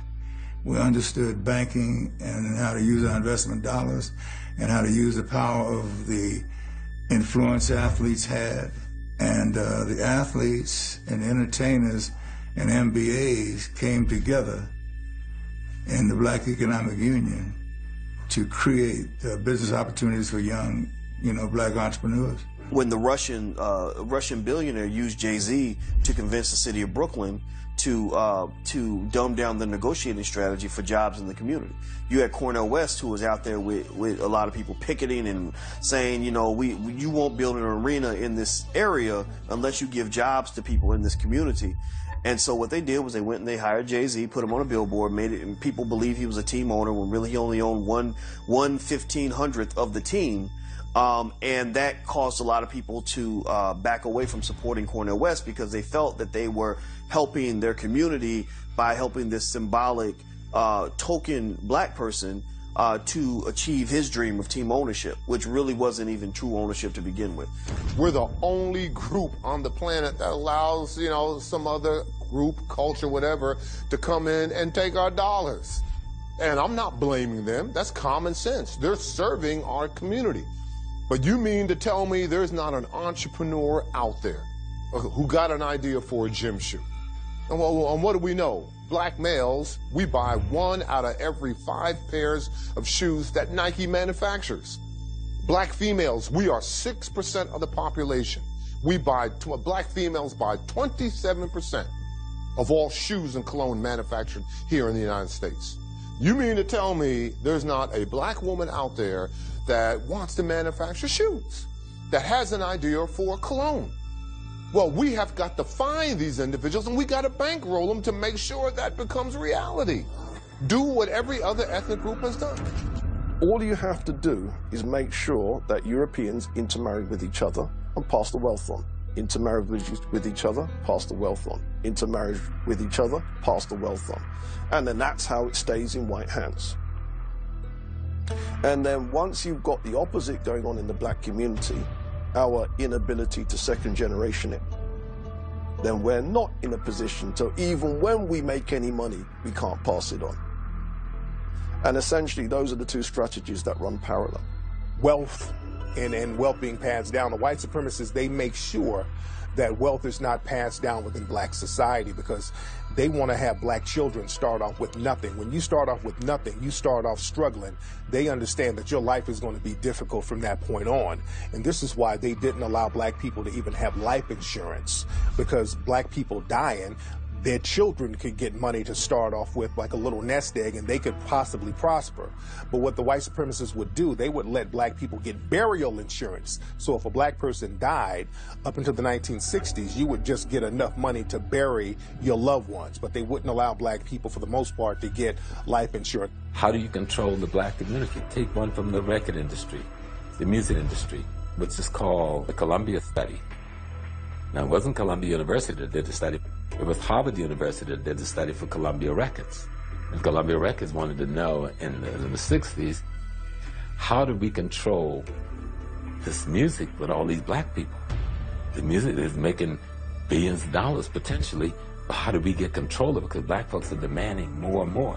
And what the Harvard study showed Columbia Records was, listen, let them control everything except distribution. You can give them the labels, they can control the catalog, but you stay in control of distribution, and thus you control the economics of the record industry. You're going to have to restructure your thinking, and you're going to have to say, okay, what's valuable about me? Well, what's valuable about you is you are African and American, which means you have a face that'll give you a pass anywhere in the world. Man, you don't know the feeling as a Black man until you get off a plane in Europe and people look at you like you God, for real. Like, I'm not playing. They look at you like, what you do? You're special, you're Nigerian, you're a doctor, you're an athlete, what do you do? But you walk with a different step, a different pride. So my thing is, you have that. Once you get outside of this, you see how glorious you are. And you have an access to money. And your dollar means a lot more across seas. And you can take that money and you can start doing something else besides whatever we're doing here now that's not working for us here. And that's just the truth. You know, you look at Steve Jobs, you look at Bill Gates, you look at the 6 black billionaires, you look at Kathy Hughes, you look at Bob Johnson and BET, you look at Dave Stewart, Worldwide Telecom. They all use the same pattern. Number one, what is it that you love to do? What do you have a passion for? What can you throw your whole heart and soul into? Question number two, you know, what would you do for free?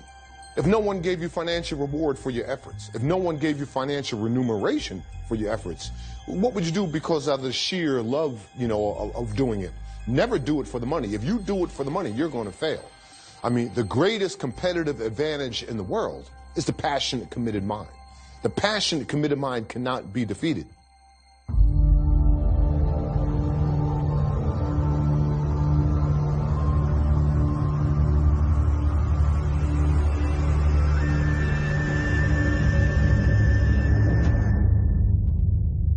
The white supremacists like to show dominance is by using sexual exploitation.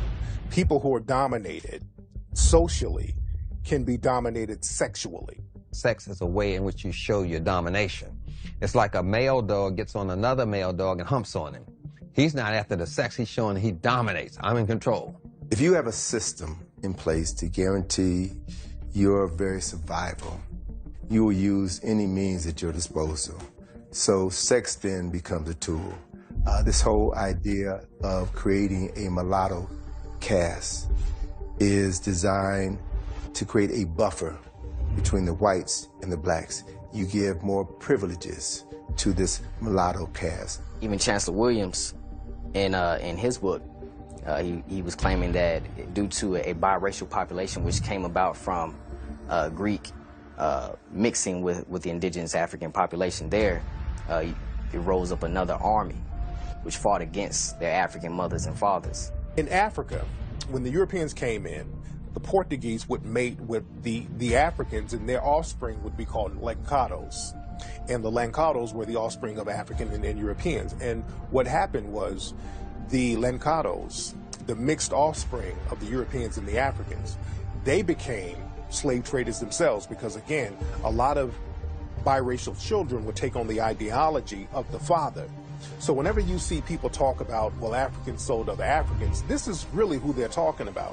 When the Inquisition came, many of the Jews left Portugal and went to West Africa. This is during the period of the 1500s. And they became the people who were running the slave trade. Some were Christians, some were Jews, many were Jews. And what they would do was marry African women, usually from a chieftaincy family or somebody where they can get in good. And they would use the offspring of these marriages to be the middlemen in the slave trade. That went on all over West Africa. It was the mulattoes who did Haiti as much, if not more harm than the French. Because there's this thing about, you know, white supremacy is a very infectious disease. And when you buy into the lie that white or light skin is superior to black or dark skin, then we'll find instances where a mixed race black would be more vicious than a white person because they have to prove to the white person that I'm on your side, I'm okay. Mulattoes have always been used. The French were good at that, setting it up in Trinidad. They had the different staircases of mulattoes and octoroons, octagons. They had different classifications of mulattoes. And they give the mulattoes the power over the darker skinned ones. And then on top of the mulattoes were the white people. It's another way of buffering yourself from the attack. So when black people get angry, they got to go through to beat the mulattoes to get to the white people. So that was actually a buffer zone in the manipulation and controlling the people. You had a ship full of African men, women, and children who were at the mercy of the captain and all the sailors on that crew. And those men could have sex with anybody they wanted to. The women, the children, and the men. You had to see 3 months tied down with these white men.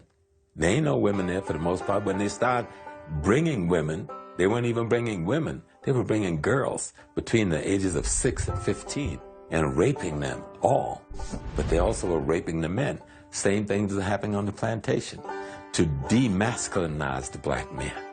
control the slave population is to rape a father in front of his sons, or to take the biggest, baddest black man on the plantation and do something horrible to him to completely humiliate and emasculate him so that people won't respect him anymore.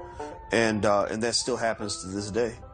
In the Caribbean, they had seasoning plantations, which were plantations used to break the slaves. And one plantation, or one place that had a lot of seasoning plantations, was Jamaica. And people have to wonder, what were they doing on these seasoning plantations that was worse than what was happening on the regular plantations? Well, one thing that they were doing on these plantations, especially in Jamaica, they were doing a process called buck breaking, where the white supremacist slave owner or the white supremacist overseer would literally rape black men in front of the whole black population in order to break his spirit, in order to break him down as a man, in order to show dominance against him, in order to show the rest of the black population that this is not your leader. I just made your leader submit to me sexually. And this happened a lot in Jamaica. This is why homosexuality is so looked down upon in Jamaican culture today.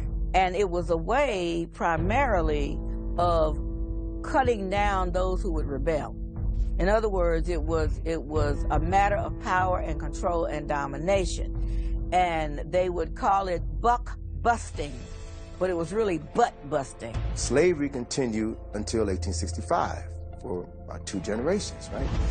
So how do you reconcile that? You can no longer bring in Africans, but you still have the business of slavery, so they still needed Africans to do the work down south, especially after the cotton gin was invented. So you had the creation of breeding farms. 2 of the largest slave breeding farms in the United States were on the eastern shore of Maryland and right outside of Richmond, Virginia. They literally bred black people like cattle. They would have a strong black man have sex with a healthy black woman. That woman could be his mother, his sister, his aunt, his cousin. It didn't matter, because the end product was produce a child that I can sell, bodies that I can sell and ship down to Mississippi, Alabama, Georgia, South Carolina, North Carolina. It was a business. We had breeding farms in the United States that would put one person from one plantation against another. We even had a system where if you were a breeder, male on one plantation, and a female on another plantation, or even on the same plantation, even if you were mother and son, they would mate you. And so I tell a lot of my patients and a lot of my friends, you got to stop using the MF word, because that was a description of what actually happened when the paper bag would go over the head to put one breeder against another when they were related. Incest. Take the eastern shore of Maryland, for example, right? Most people live within a 50-mile radius of where they were born. A large percentage of the people who lived on the eastern shore of Maryland during this time of these breeding farms migrated to Baltimore. Baltimore, Maryland is the incest capital of the United States of America. And according to statistics by my colleague, Dr. Patricia Newton, who's a psychiatrist in Baltimore, in that area in Baltimore, Sandtown, where you had these recent rebellions, 9 out of 10 black women in the depressed parts of Baltimore, 9 out of 10 black women have been victims of incest. In the same area, 7 out of 10 black men have been victims of incest. Watch the news channels here in America and see how many mixed-race black men and women are forecasting the news in America today. Don't miss it. Don't miss who's on the television screen talking to us. That black-skinned woman or man is peripherally there. This mulatto, who I don't blame for their condition, but if you accept that role in society, then you got to take responsibility for what comes from it. You saw in the movie Precious, right? Monique won an Oscar for her role in Precious. Incest, she had sexual relationships with her own daughter, right? Her daughter was sexually molested by her father in the movie. When Monique was on the Oprah Winfrey Show talking about that film, she talked about the fact that what helped to prepare for that role was her thinking about how she was sexually molested by her own brother, right? Oprah had Monique's brother on her show and asked him point blank, did you know what you were doing when you sexually molested your own sister? And he said, well, I was sexually molested by my uncle ever since I was a little boy. I thought this was natural. Everybody did it. So we look at the socialization of deviant behavior that was set in motion over 100 years ago that is still playing itself out in our communities right now. So until we can understand our history, until we can understand the pain that we're still going through, the mental anguish that we're still going through, and begin to realize how that shapes our thinking, our speech, and our actions today, we'll never be able to heal ourselves or effectively deal with the problems that we still have in our communities.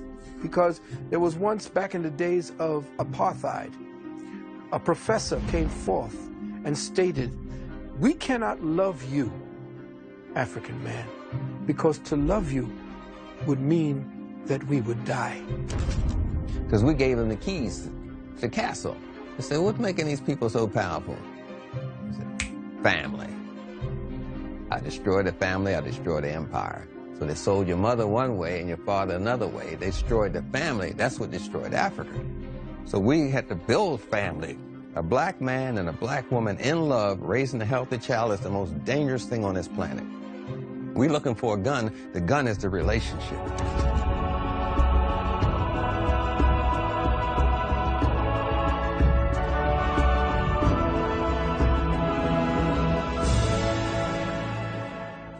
Some of the ways that black people can empower themselves, some of the solutions. One solution is what I call the CMB mentality. The C is basically you got to get a code of conduct, a way you think, a way you do business, a way you interact with other melanoid people. So we have to, first of all, condition our youth and insulate them with knowing who they are, not what someone else has described them to be.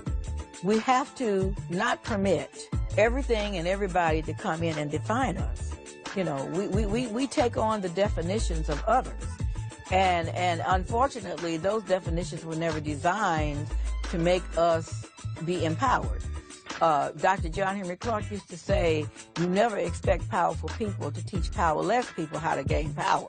Oh, yes, you do need to vote locally because you need the type of characters that you know in office. You need to have somebody on the city council you can yell at when you go to church with their mama. And the only way that's going to happen on the zoning board. Okay, you got a business you want to open. Man, you can have your homeboy run for office, get on the zoning board. You can do that. But you got to understand politics locally. You got to go to your PTA meetings. You got to go to your neighborhood association meetings. You got to go to the city council meetings. You got to get out in your community again. Estrange yourself from the Republican and the Democratic parties. Create your own. The Democrats and the Republicans are two fangs on the same snake. First, you can't learn all these things in the public school system, and that includes college. You have to learn on your own outside of the system. You have to do your self-education, your self-evaluation, which means you're going to be lonely because nobody likes a smart Negro. I mean, if you're trying to be intelligent, talk about your history and be more aware, you're going to turn a lot of black people off. The loneliness will drive you back into just getting a hair relaxer, you know? The loneliness of being intelligent. One of the challenges that black people have had is that our very psyche has been fractured through slavery, colonization, segregation, discrimination, Jim Crow. No people on the planet have gone through what we have gone through. So we've got to recognize that as a fundamental reality. That still shapes and drives our consciousness. So we are dysfunctional people. You know, we've been programmed to be dysfunctional. So it's going to take a special type of concentration of thought and energy in order to prepare our psyches. So in that context, we also can see very clearly that no people on this planet have gone through what we've gone through and progressed to the extent that we progress. So that to me is an indicator that there's something in us. There's a presence, there's a power, there's a spirit, there's a force, whatever you want to call it, that's in us that has protected us to some extent. Despite all the negativity that we've gone through, something has protected us and allowed us to make something out of nothing and rise to the top despite all the opposition in our way. Know who you are, know the people you come from, and be clear about where you're going, and make sure that you leave something behind that's worth remembering. We have to start to look at education. We have to begin to educate our own children. You know, people say, can white people teach black children? Yes, they can. I've known many good European math teachers, good science teachers. My problem is that they should not teach children. My challenge is we should be teaching them. That's my situation. And that's why I've taken full responsibility as it relates to the work that I do, to educate our community and to educate our people, and specifically our children. If we don't do it, if we don't love and support and empower ourselves, then nobody will. Stop waiting for white people to give you permission to love yourself. There's nothing wrong with black love, even though they somehow flip that into white hatred, which we know that it's not. So, I think that establishing that awareness, putting it into action, liberating yourself economically and educationally, and then liberating others, those are the steps we need to take. But we have to realize it's going to be a long-term process. Examine yourself and apply yourself. Whatever the available tools, use them and maximize them. And set a plan of success based upon the fact that you will never give up or give in. And then look for others like yourself to share that particular dream, that particular attitude. To gain control of the education of our children. By telling those people who are in our community, if you're going to come with your racist attitude, you come with your racist books, you come with your anti-black that said you're not going to teach my children their history, then I want you out of my community tomorrow. Or I'm going to close the schools down. It's better that the schools are closed down than to create more cripples for the prison industrial complex. But at the end of the day, you have to be responsible for your own education. Find out who you are. Find out what you were put here for. See the world. Mentor a child. Engage in the type of connections with people that give you aha moments so that you know what you've been put here to do. And then go and develop that skill. Buy whatever cheap houses or land you can. Refurbish those, rent them out, live there if you can. Start directing African-American children to trade schools and computer trades in particular. But trade. Steer our children away from college into the trades. The M means that we have to militarize our mindset. The white supremacists are taught this mindset or this mentality through the Rambo movies. When you look at the Rambo movies, it's about the Sylvester Stallone character being dropped off with limited weaponry. And he has to fight against advanced weapons from these advanced armies. And he learns how to use his mind and his military training in order to survive. So he weaponizes everything. So this is something that's taught to the white supremacists, but we think that we got to have tanks and rocket launchers and all that stuff. And you don't need all that. Your mind is the military. Your mind is the weapon. And you need to use your mind to protect yourself. Right after slavery, of course, we had, the jump start to Black Wall Street. Now, we were fresh out of slavery. We still had the skills to toil the ground and to grow what we need, and that very well helped. That was a basic skill towards nation building. However, I'll say one grave mistake that we made was that we did not erect a military structure alongside that civilization. Security, to defend ourselves. Remember I talked about the economy? Well, we had economy in Tulsa, but what happened to that? We need to be able to defend that. We need to have our young generations of young African-American men and women be able to defend the nation that they live in. And we need to have that strong concept, whether it is the Fruit of Islam's concept, whether it is the Moorish Science Temple concept, whether it is the Black Panther concept, whatever it is, we have to defend by any means necessary our people, our children, our nation. Study your history.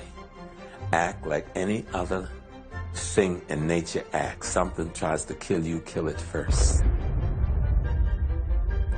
That's the law of nature.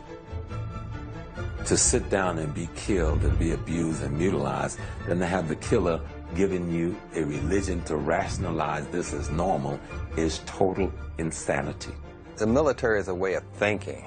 That's why I mentioned misdirection and deception. You have to think military to be military. You have to be in that spirit. Don't look for anything. The computer is a weapon. Everything is run with computer, drones, supplies, everything. You have the weapon. You can go to this, get a $99 laptop or whatever. You have the weapon. Everything you need to defeat them, they bring to you. Learn to work with your hands. Learn to grow your own food, you know, fetch your own water, things of that nature, even if it's electrical work or even barbering, because hand skills translate to other things as well. Hand skills, I'll say that, but primarily each and every person should be able to go to the earth to pull from nature their needs. What you can do right now is to realize who you are, to know that you are descendants of geniuses, not just kings and queens. Yeah, less than 1/10 of 1% of our population was kings and queens. The mass majority of Africans were scientists, were doctors, were engineers, were architects, were laborers, were teachers, were engineers, were thinkers. That's the vast majority of our population. And that is in your DNA. That's in your DNA. We carry that with us. So this system, in order to maintain itself, has to suppress that innate genius that's inside of you. As surface football was, as segregated as it was, in my final year, I was the most valuable player of the league. I wasn't sitting down complaining about not having an opportunity. I applied myself till I was desired to on a level that they didn't mind giving me the MVP award. I told my students in my class last spring, I said, I'm gonna give you $20, and I want you to go to the store, and I want you to get me $5 worth of lack. I want you to get me $10 worth of scarcity. I want you to go ahead and get me £1.5 pounds worth of poverty. And my students say, well, Dr. Kimbrough, that doesn't exist. You can't buy that. And I said, it does exist. Well, where does it exist? It exists in your mind. The greatest gift your Creator has ever given you is the ability to change your mind. And nothing's going to change until you change your mind. And most people that think they're conscious and aware won't talk to the Negroes who's into pig feed and ham hocks and praise the Lord. But those are the people you need. Everyone has a value when you're trying to change your system. The alcoholic can be used. They can make a Molotov cocktail out of an empty wine bottle. You have to know how to use all of them. The crackheads, you can't trash anyone. Everyone is needed in this struggle, and that's what an organizer does. They don't do that sort of thing. But we're looking for conscious people, and no. All I need is a few good men. That's what the Marines say. You don't need all those people. You just need a few good men. Black women are in the forefront of this movement again, and it's a return of what's called the Black Goddess force, the Black Goddess concept, and that is in direct opposition to the male God concept. Now, the only way this dominant energy that's hell-bent on destroying everything and everybody could be neutralized is an equally powerful and opposing force, which is now coming in the form of the black woman. So that's the era that we're moving into, and nothing that these white supremacists do can stop that. We have a lot of young people who are victims of sexual abuse, who are victims of physical abuse. That has to stop. And granted, it's a replication of what has happened to them, but we have to stop turning our heads. When we know that something is going on wrong, we have to step in. Remember back in the day, I said, next door neighbor took care of you and made sure that mama knew you screwed up. We need to be able to develop that love relationship again with each other. And the third thing is B. That means build. And you build your economy. And you build by having an empowerment mindset. It's not about hitting the lottery. It's not about getting a record contract. It's not about getting a football contract. It's all about everything you do, your actions, everything you think should be about building and empowering yourself as a melanoid person. Now what we need to do is convince 1 million black people to find 1 to 3 banks that they support and take $100. I would love to do it just with one bank. Will you take 1 million black people to take $100 and on one day deposit it into that one black bank? That one black bank gains $100 million in acquisition in one day. And they can start making loans out against that money for homes the next day. Your GDP is $1.7 trillion. You are 13% of the population, but you are 1/10 of the U.S. economy. I told you there are 35,000 black millionaires in the United States. You are equal to Qatar. Qatar is one of the wealthiest countries on the face of the earth. You have 35,000 black millionaires in the United States. There are a pool of 34 million African Americans. You have 30,000 individuals in Qatar who are millionaires, but there are less than 1 million people who live in Qatar. Why? Because they talk economic development, because they talk entrepreneurship. They're all over the world building businesses. Get over this victim mentality, black America. Get over this damn it, oh, woe is me. Your creator doesn't know anything about that. Quit trying to limit the unlimited and see how far you can go. Their God is money. They speak of God more on their currency than in the Bible, because every bill, every coin says, in God we trust. It don't say in the word of God we trust. It says in God we trust, and in God is their money. Take their money. I think getting back to cooperative farming, and in the instances in the inner cities where you cannot do that, you forming food co-ops among African groups, African people in America, and buying your foods from people who grow organic foods is critical. Because people say, oh, it's expensive. Not if you have a co-op. It's not expensive. So we have to look at that as a factor.